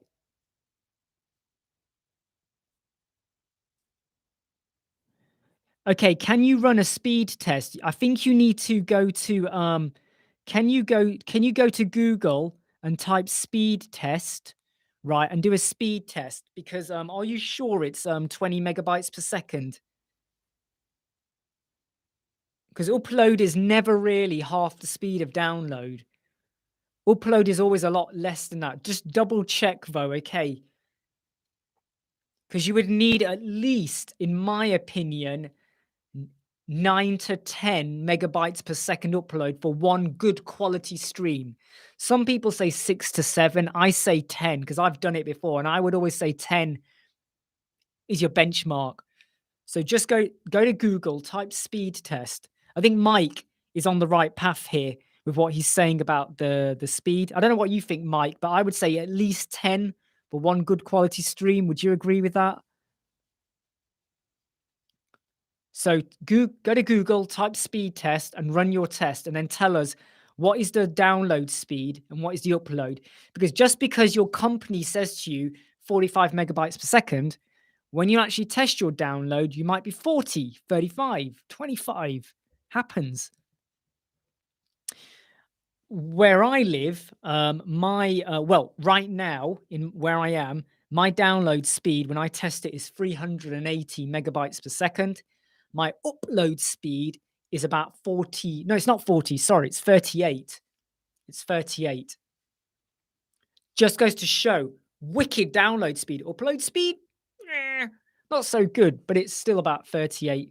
Sometimes it goes down to 30. Sometimes it goes up just over 40, but 35, 38 is the average.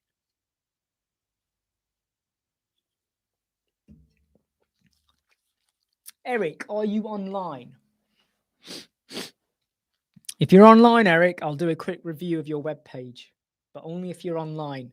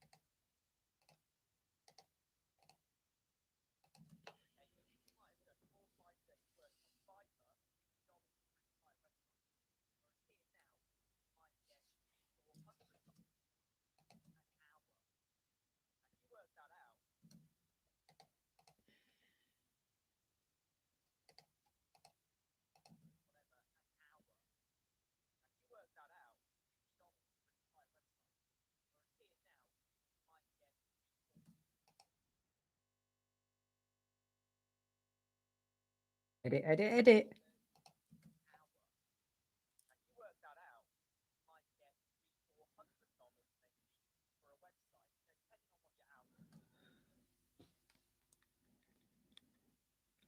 Yeah, remember, right? Remember, you want them to tell you the download and the upload speed, right? Not what they think they get, but what are they actually getting? It's all important. Gotta get up, gotta get out. Woohoo!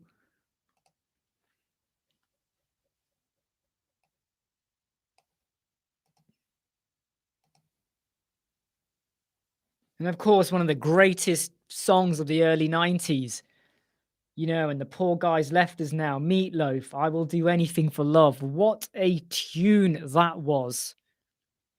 And of course, the 90s, I think, was the renaissance, the revitalization of Queen.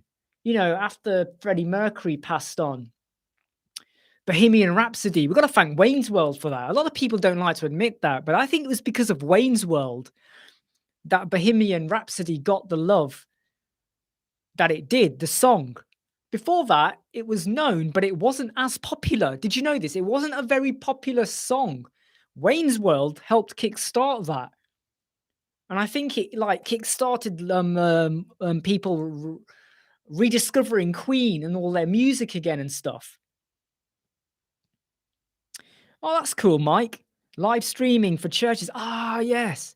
Do you know what? I don't know if I've spoken to you before, Mike, or in a chat or something before. There you go. Mike is the problem solver. But he'll advise. He will advise. He knows what he's talking about.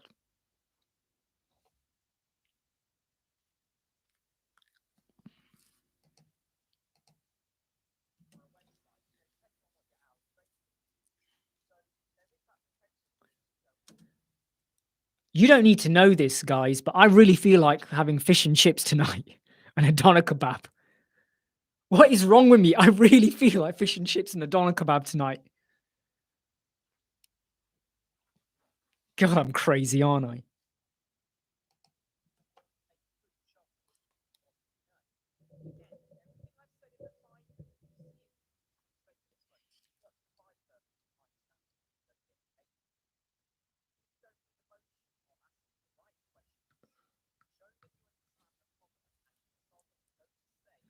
Do you know what it is, Charlie?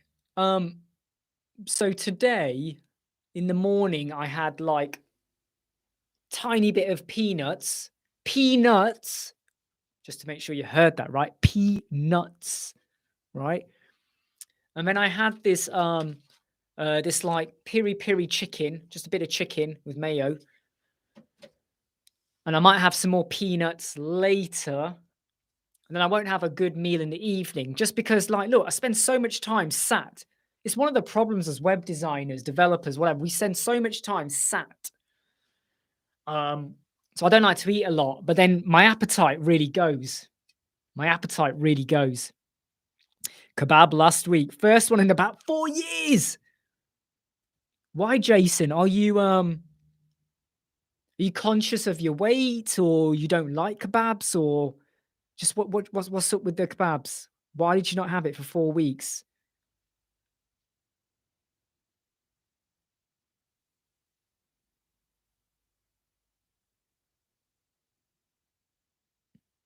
Nah, cheers, Mike. Oh, in pitta. Right. If I have a kebab, I will not have it in the pitta bread. I'm sorry. No. When I sometimes go to McDonald's, yes, I do go. I get a triple cheeseburger. Triple cheeseburger. And then you know what I do? I take the buns off.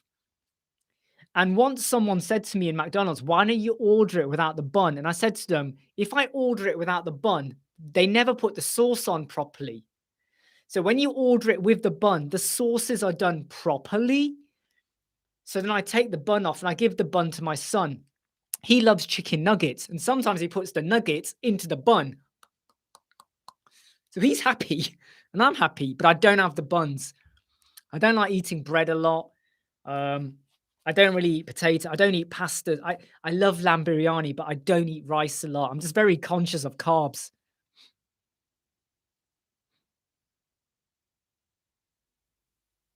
You usually have pizza. Oh my God. You can eat what you want. Don't worry.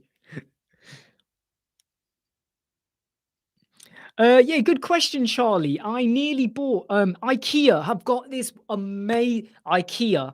I've got this amazing standing desk, right? It's got a button on it, and you press it and it comes down, and you press it and it goes. It's really good. It can take the weight of big monitors. It is wicked, really good. However, what I do downstairs is sometimes I have I got an IKEA shelf, a really old shelf. Yeah, just a shelf. It's a long one.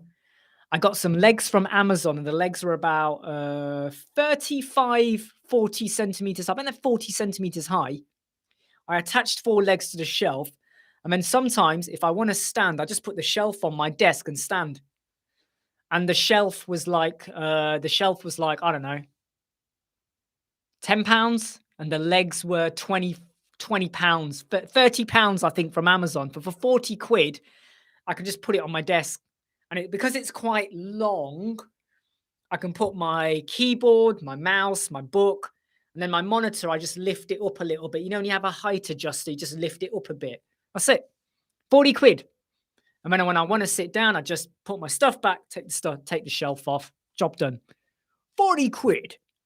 And I can stand. It's at the perfect height because I measured it. I was like, okay, if I stand, right, how big does it need to be? And it was the right height.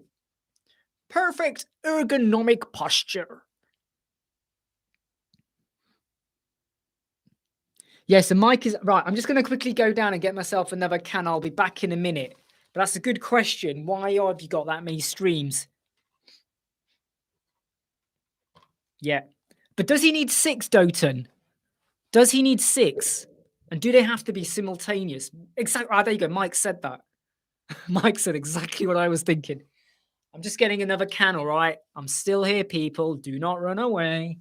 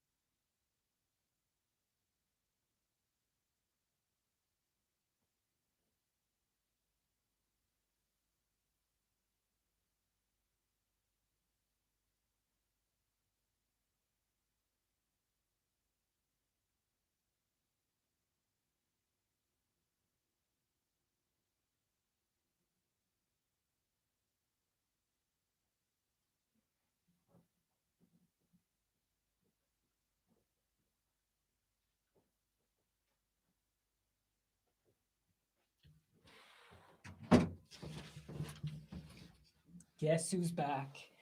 Back again.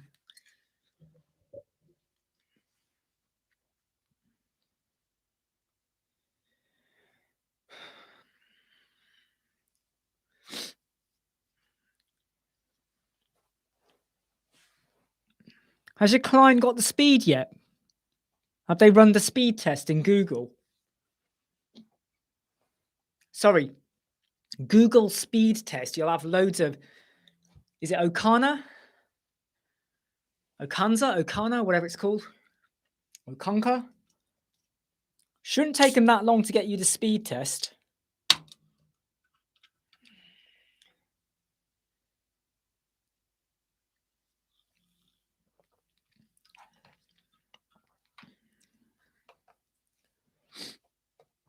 Oh, where's my headphones?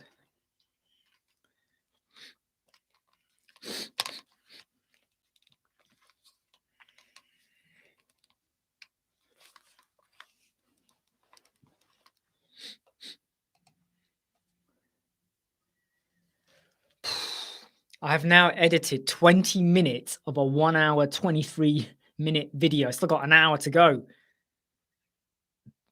Okay. Well, tell them to hurry up, Doton. Tell them to hurry up because you're speaking to some experts who can really help you out. Tell them time is of the essence.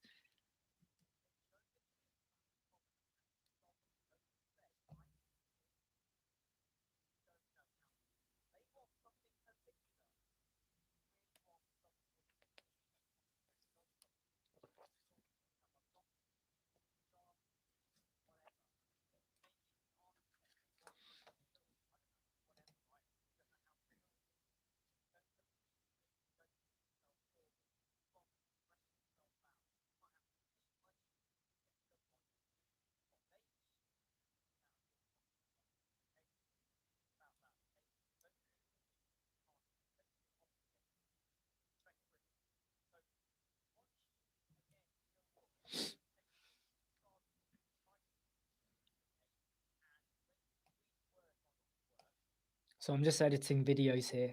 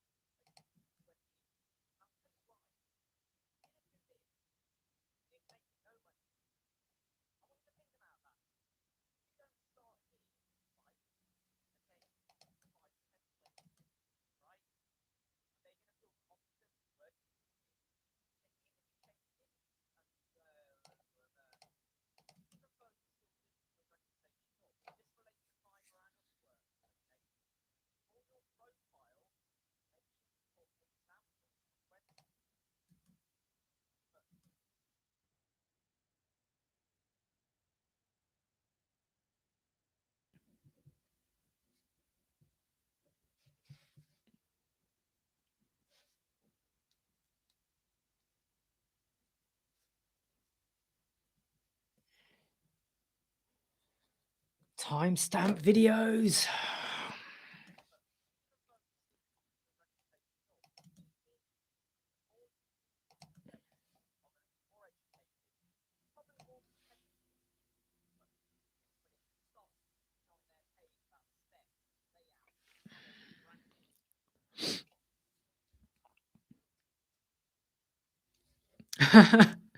It's so I recorded this video this morning and I want to get it edited, uploaded, scheduled to come out at midnight tonight GMT. So I've got less than 10 hours.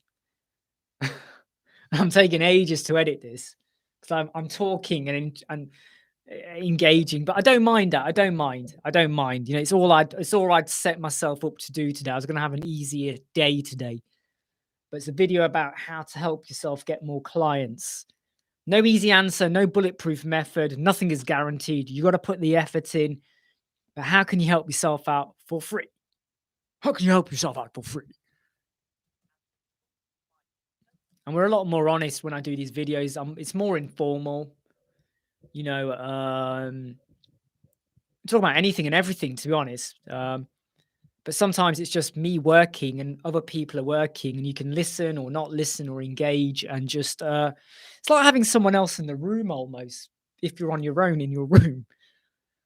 So someone might say, "Who are you talking to?" You go, "Oh, just someone online," kind of thing, which is okay these days.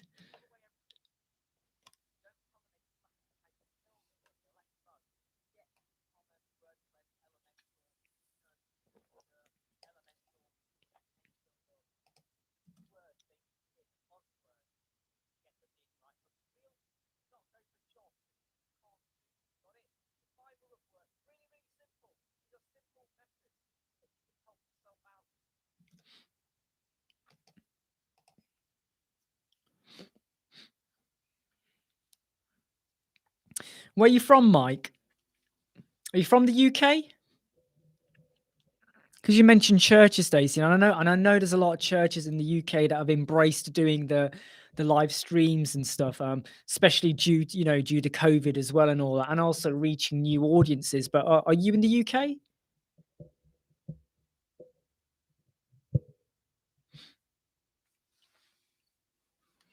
So what Mike has said there, yeah, about the OBS is very, very true.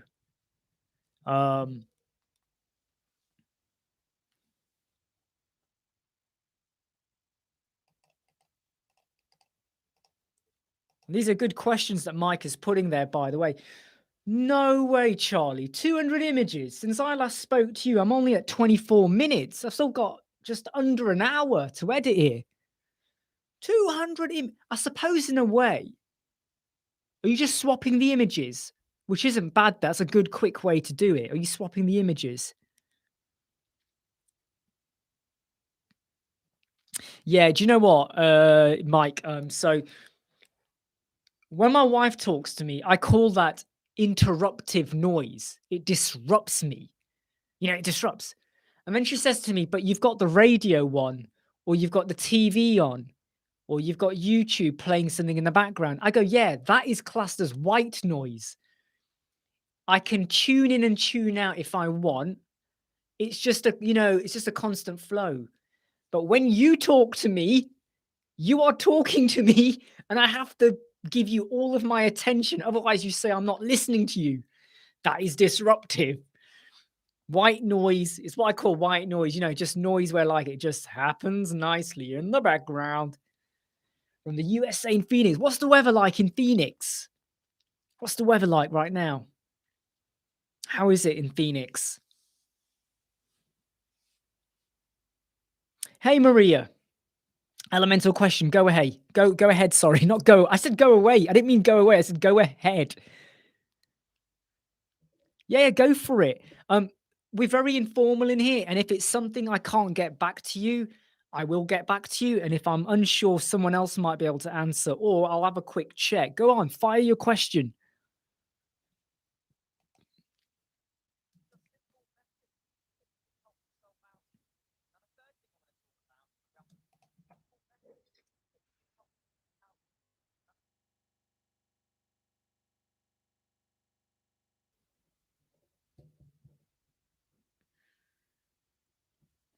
Gotta get up, gotta get out. I mean, we've done it many times. I've even had someone who emailed me a link of their website. I don't share the screen because it's a live chat we're doing via YouTube, but I reviewed their homepage and gave them tips, you know, for people to have a look at it. You know what I mean, Mike? White noise, disruptive noise. There's a difference, isn't there? You know, I could even have a movie on in the background. My wife would be like, but you're not even watching it. And I'm like, why do you care? This is my room. You've got your rooms. This is my room. My screens, my stuff. I'll do what I want. Leave me alone. No, Maria, don't worry. Just try to explain or try to. And by the way, Maria, if you don't want to do it here, you can also email as well. Okay, so if you want me to answer it later, so not right now, okay, or whatever, you can send an email there as well. All right, so no one's judging anyone. Okay, it's no one is superior, no one is inferior, no one is good, no one is bad, no one is ugly, except me when I haven't eaten. Then I'm very ugly.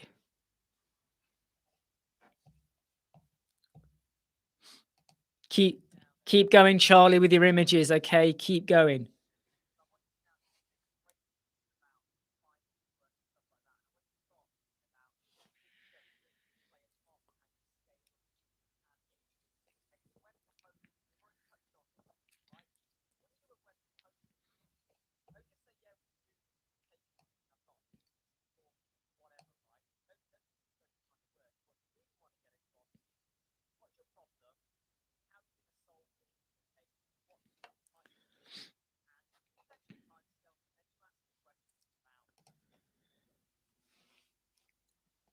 Hey, Dave. Yes, well, it's only been 2 hours, 6 minutes so far, and I'm probably gonna be live probably for another hour because 'cause I'm still editing, and I'm like, I've got nothing else to do, so I'm editing, and while editing, I'll talk and edit, talk and edit. 24 megabytes download, 18 megabytes upload.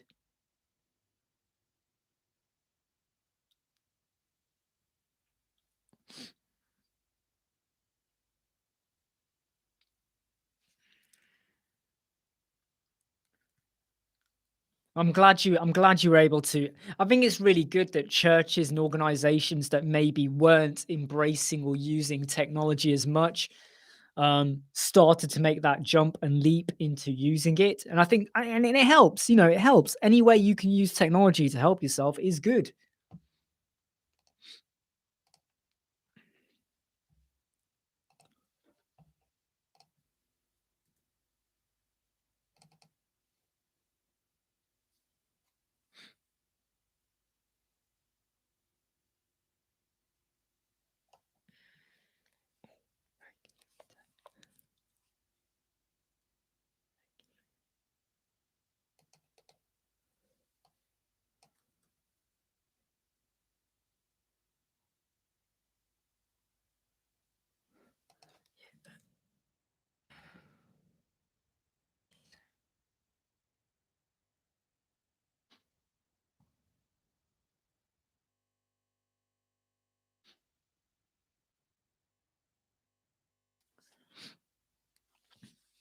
Yeah, go for it, Maria. Go ask your question.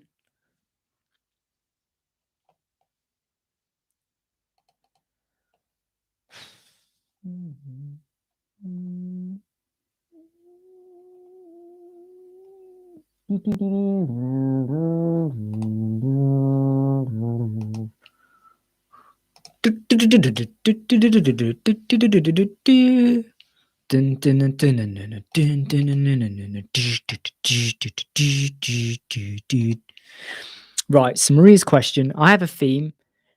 You like the functions, but I want to use the versatility of Elementor for dynamic content. I can't find a way for Elementor to recognize the theme with its sidebar.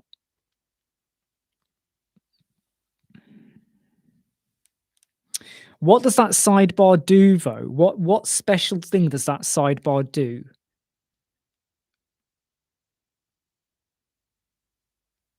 What or do you wanna share the name of the theme? Do you wanna share the name of the theme? Just so we can open it and just see what is special about this sidebar. Is it something that you can't do you couldn't rebuild with Elementor really easily?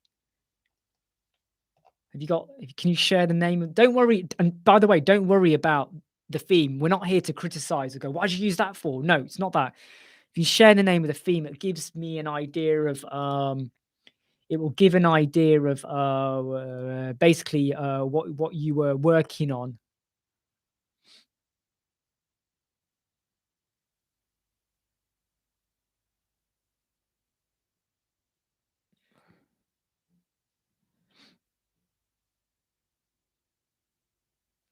Grid love. Right, let's just try it.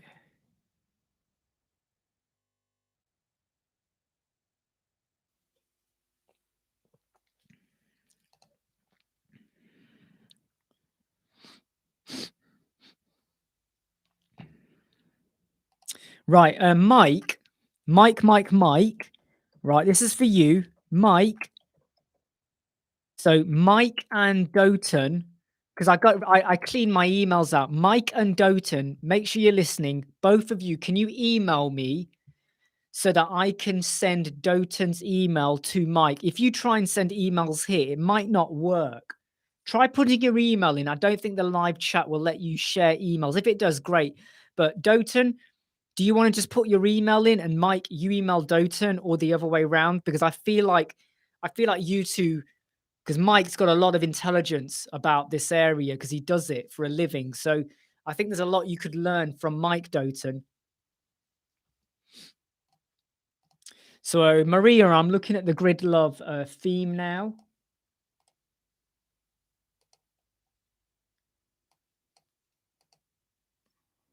So what you've got is when you open it, you've obviously got the most popular blogs showing in the left and right hand side. I'm not an expert on PHP. I have to be honest. I don't like to get too involved into that. But what I was thinking was,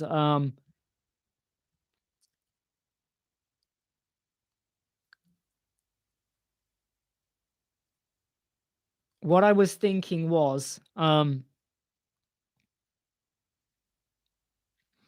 trying to think of a which how you could just do a pop-up sidebar in Elementor, which is easy.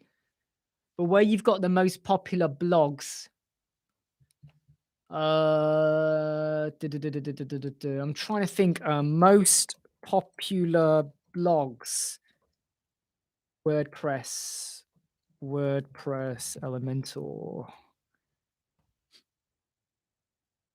Most popular blogs plugin.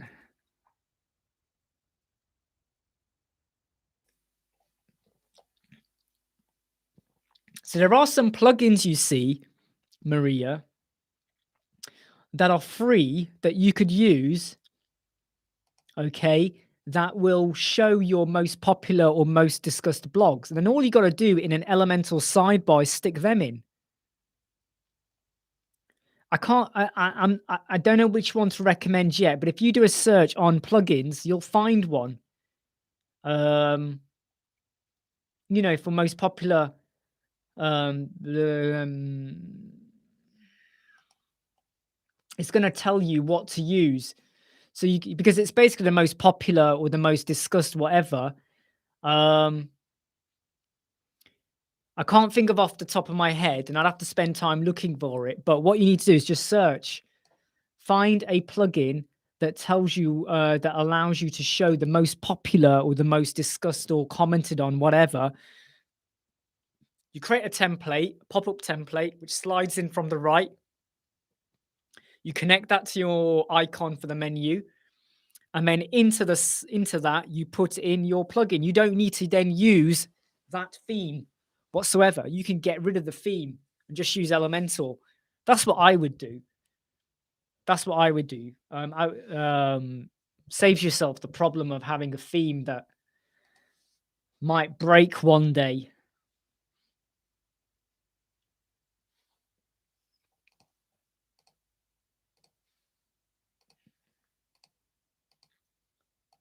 Ugh, lots of stuff to do. Lots of stuff to do today.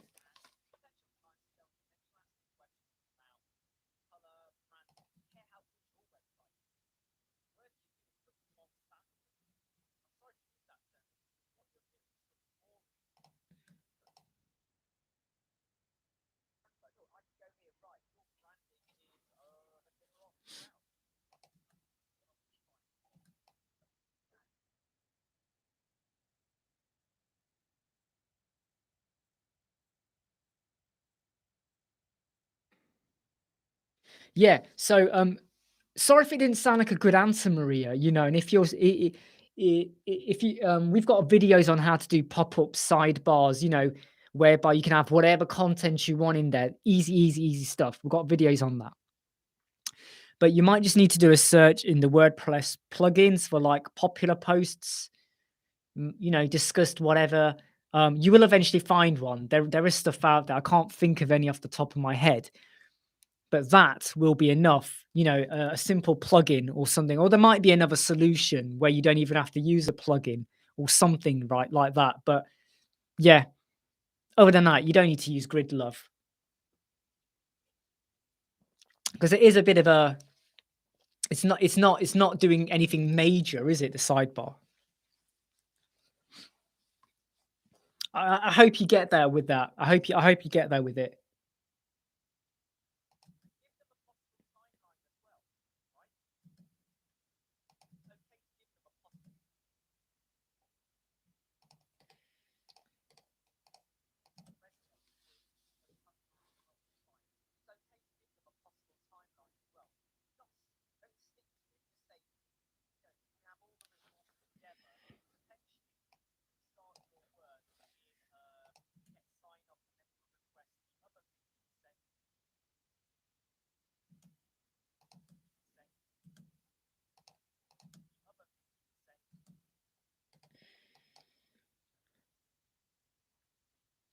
Riggedy wine. And the crowd say Bo Selector.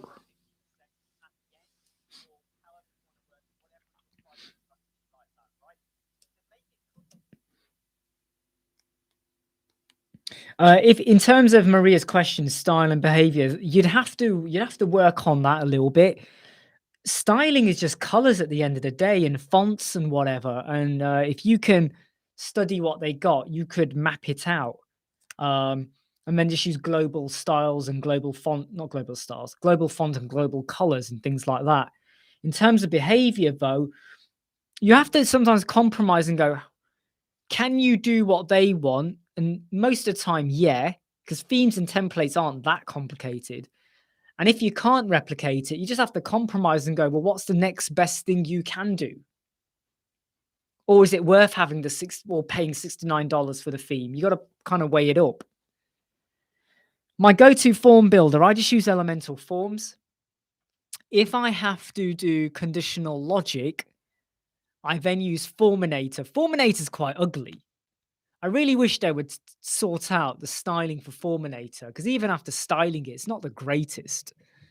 But Elemental Forms, Forminator if we have to do conditional logic. I'm still trying to find the best solution. There was a plugin. What was it called? Oh, I can't remember what it's called now. What's it called? Hold on, let me get the name for it. This was meant to add conditional logic to your forms. What was it called? Oh, I can't remember the name now. It's gone. And I was going to test it out and use it. The trouble with it, though, was that it mucked up. It stopped working and it was taken off the WordPress repository. But yeah, the Elemental Forms. So just to check though, between Mike and Doten, have you shared emails? Are you able to contact each other?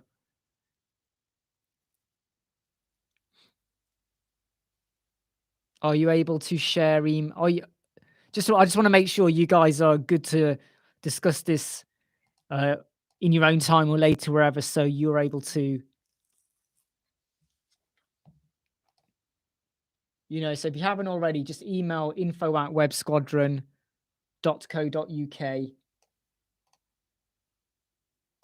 so I can make sure that you guys can talk later on. All right.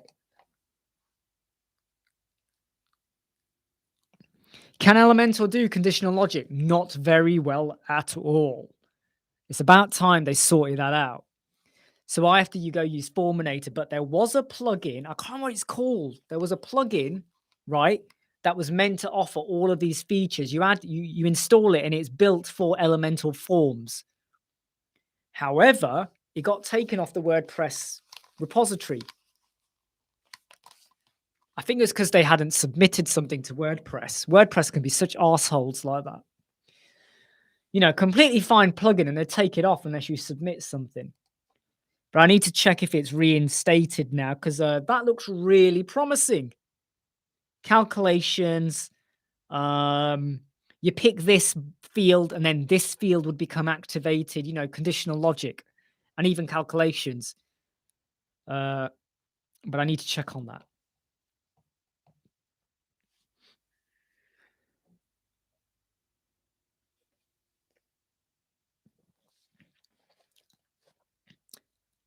I've not experimented enough with Jetform Builder or Jotforms or any of those. Not really experimented with them enough.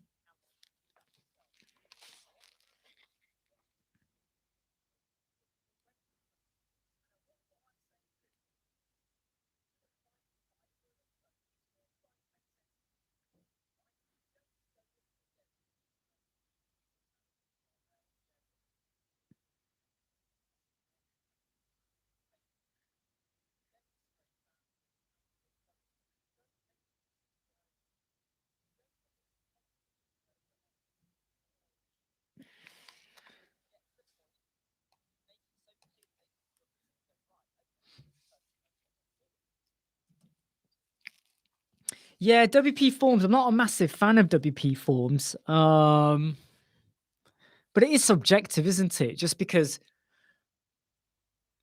someone loves doner kebabs, someone hates doner kebabs. That's just how it is, isn't it? That is life.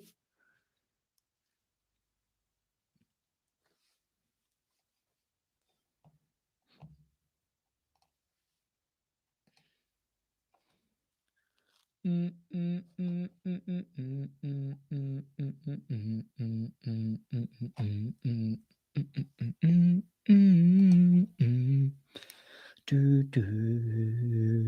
do, do, do, do.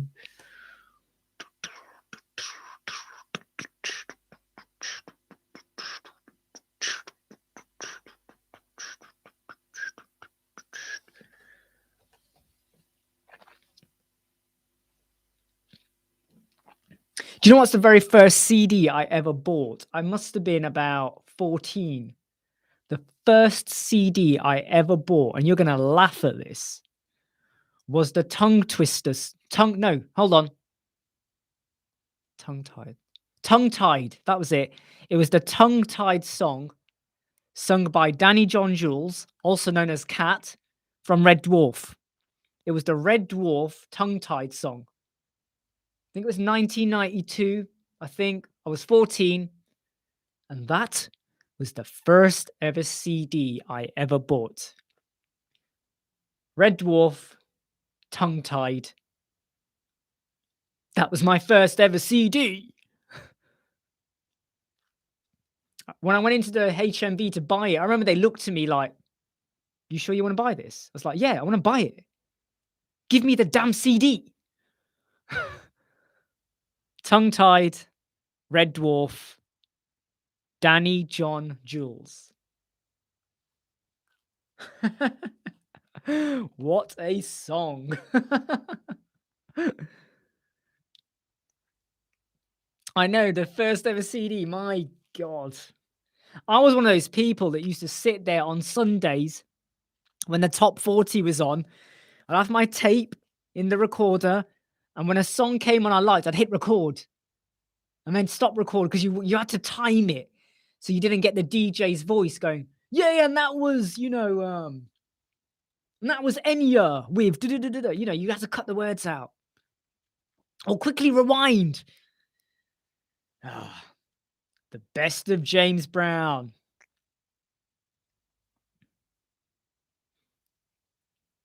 That would have been a good one.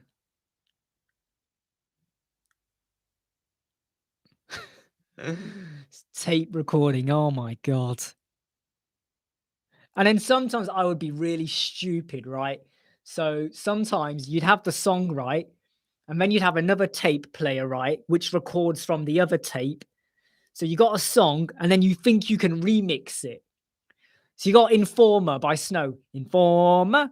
I know you're gonna blame. I like it, boom, boom, down. And then you rewind a bit and record a boom, boom, boom, boom, boom, boom, boom, boom, boom, down. You're trying to remix it. I like it, boom, down. And you're trying. You think you're really cool at it. Oh yeah, I've just done a DJ song. What a twat. What an idiot I was. God, you know. And then like when you're driving somewhere with your dad, because you're going on holiday, you're doing something, and you put your tape in and you play it, and your dad looks at you and goes, and your dad literally looks at you, and I'm going to put this on mute, and you're like, what? Isn't it good? Don't you think this is good? And he's like, what is this? Oh, some of the songs, man, the 90s. One of my favorite songs of the 90s.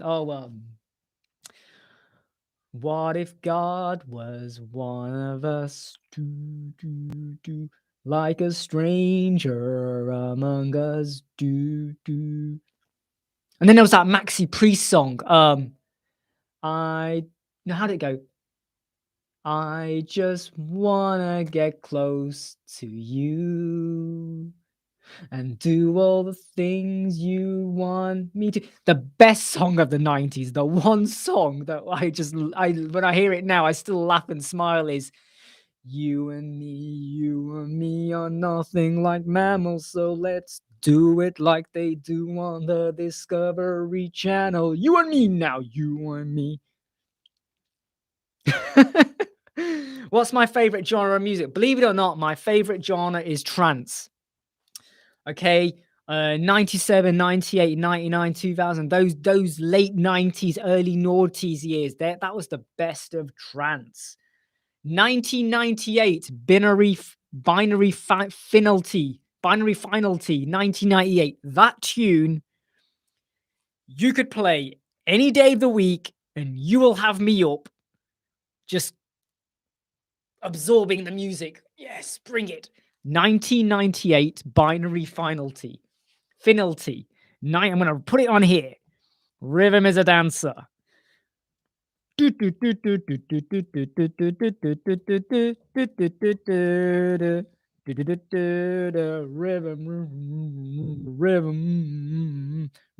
is a dancer. It's a source of mother. You can feel it in the air. It's a passion. You can feel it in the air. I can't sing. I am so out of tune. I cannot sing.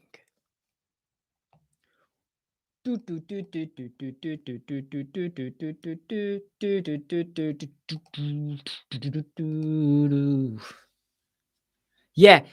If you've never heard that song, 1998 Binary Finality, that's not the year, that's the name of the track. 1998 Binary Finality. Put that in YouTube and just listen to that tune. When you get to the chorus, oh my God, hell freezes over Heaven opens up. You are alive. Yeah, yeah, yeah. That's the song. That is the song. Dun, dun.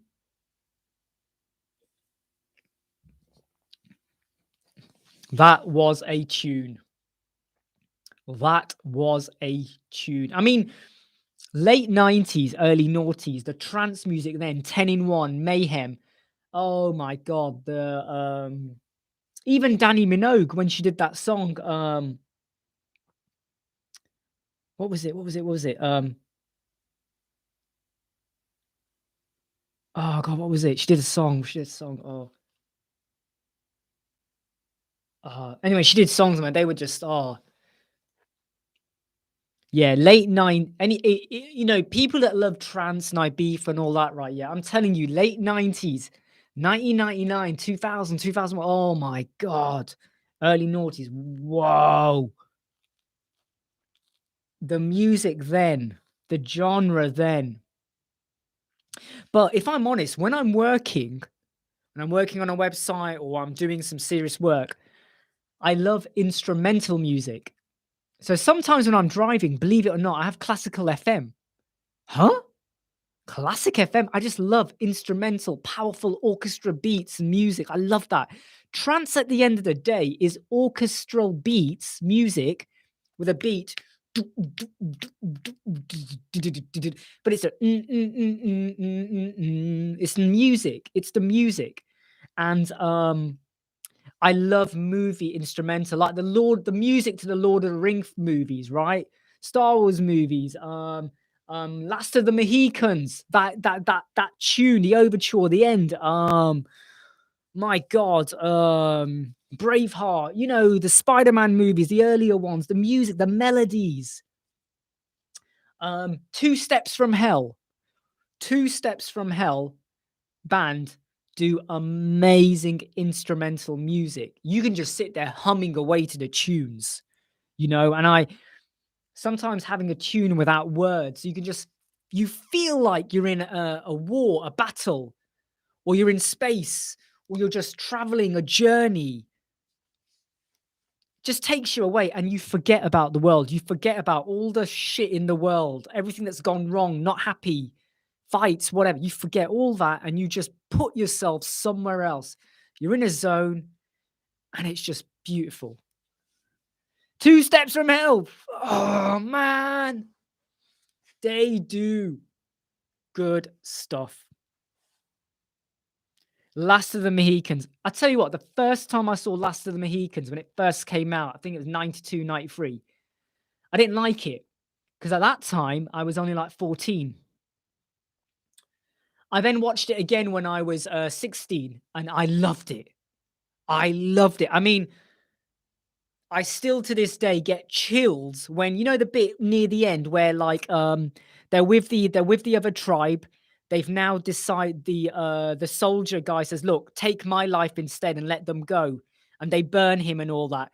And then at that point the music is like doon doon doon doon doon doon, and it's building up. Now they're being chased on the mountains, and we're going dun dun dun dun dun dun dun dun dun dun dun dun dun dun. That music, oh my, that scene still gives me chills to this day. If I see it and you're just watching it, anyone that's not watched Last of the Mohicans, they might go, "Oh, it's boring." No, watch it. Everything that happens is for a reason. And you get to that bit where they're on the mountain and they're killing the brother, hacking him, and the sister goes towards him. Oh my God, and she jumps off the cliff, and it's just so wow. What? But Braveheart, wow, whoa, what a film Braveheart was as well. Amazing, amazing movies and stuff, then wow,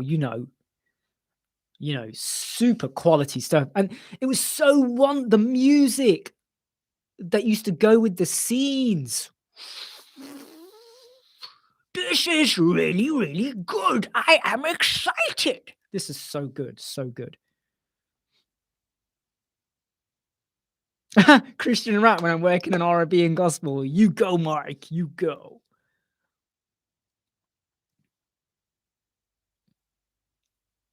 Four Seasons of Vivaldi. You know what? It's like I tell you what, when I'm driving on a long journey sometimes, when I'm at home, I like to listen to trance, instrumental, epical music, whatever. When I'm on a long journey driving, I just put classic FM. I just love classic music because you hear tunes that you've not heard before. And it's just soothing. It's soothing, isn't it? You know, and I never imagined that as a kid. Oh yeah, I'll be using the classic FM. I'm so, you know, it's great because at the end of the day, when you take when you take the music from Last of the Mohicans, Braveheart, all these great films, they're just instrumental, lovely music, melodies, orchestra. When you take Ibiza, trance music, take away the beat, right? Take this, you know, dun, dun, dun, dun, dun, dun. That's because it's on synthesizer, but break it down as if it was being played on violin and piano, whatever. Dun, dun, dun, dun, dun, dun. It's just epic music. Hey, today's live chat is nothing to do with Elementor. We don't give a shit about web design or anything. Today, we're just talking about music. We're loving our music. We've gone from bread to Beautiful South to the 1990s music to movie music and Vivaldi. Unfortunately, I can't play music because if you start to play music, did you know that YouTube penalize you? And what they can do is they can shut down your video, or they tell you to delete it, or you're infringing copyright, which is such a pain. Such a pain in the ass. Like, I'm not, you know, I still to this day do not understand how some people get away with playing some music in the background. It's not royalty-free music either. I'm like, well, how do they do that? Why am I not allowed to do that? Yeah, good on you, Jason. Classic FM. You know, it's just, oh, Hans Zimmer. Mike, Hans Zimmer is wicked. What's K-Back radio? What is K-Back radio? So what, I mean, Hans Zimmer, all of his stuff is great. One of my favorite tunes from Hans Zimmer, though, is the Fire. I think it's the Fire from The Dark Knight Rises. That tune I love. But Hans Zimmer's prodigy or protege, Steve Jablonsky, who did the Transformer theme tune, one of my favorite tunes from him is from Gears of War 2, Armored Prayer. Gears of War 2. Right, Charlie, listen to Armored Prayer from Gears of War 2. Right, listen to this tune. Armored Prayer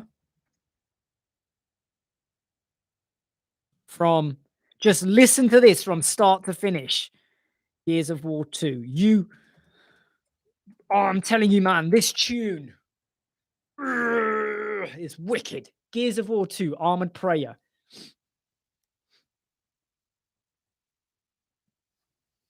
Okay, so Bamana, we've got a video. Remember, I've got a page speed video 2022, but I would just use WP fastest cache or light speed cache.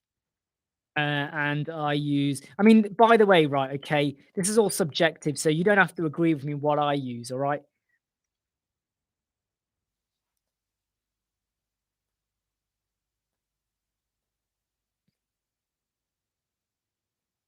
K-Back radio. I've made a note of that. K-Back radio. K-Back radio 89.5. I'll have a look for that. I will have a look and let you know.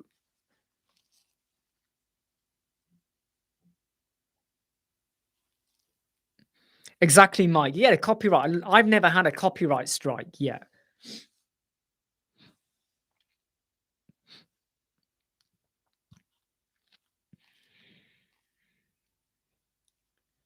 But yeah, Armored Prayer from Gears of War 2 soundtrack. Just listen to that tune, right?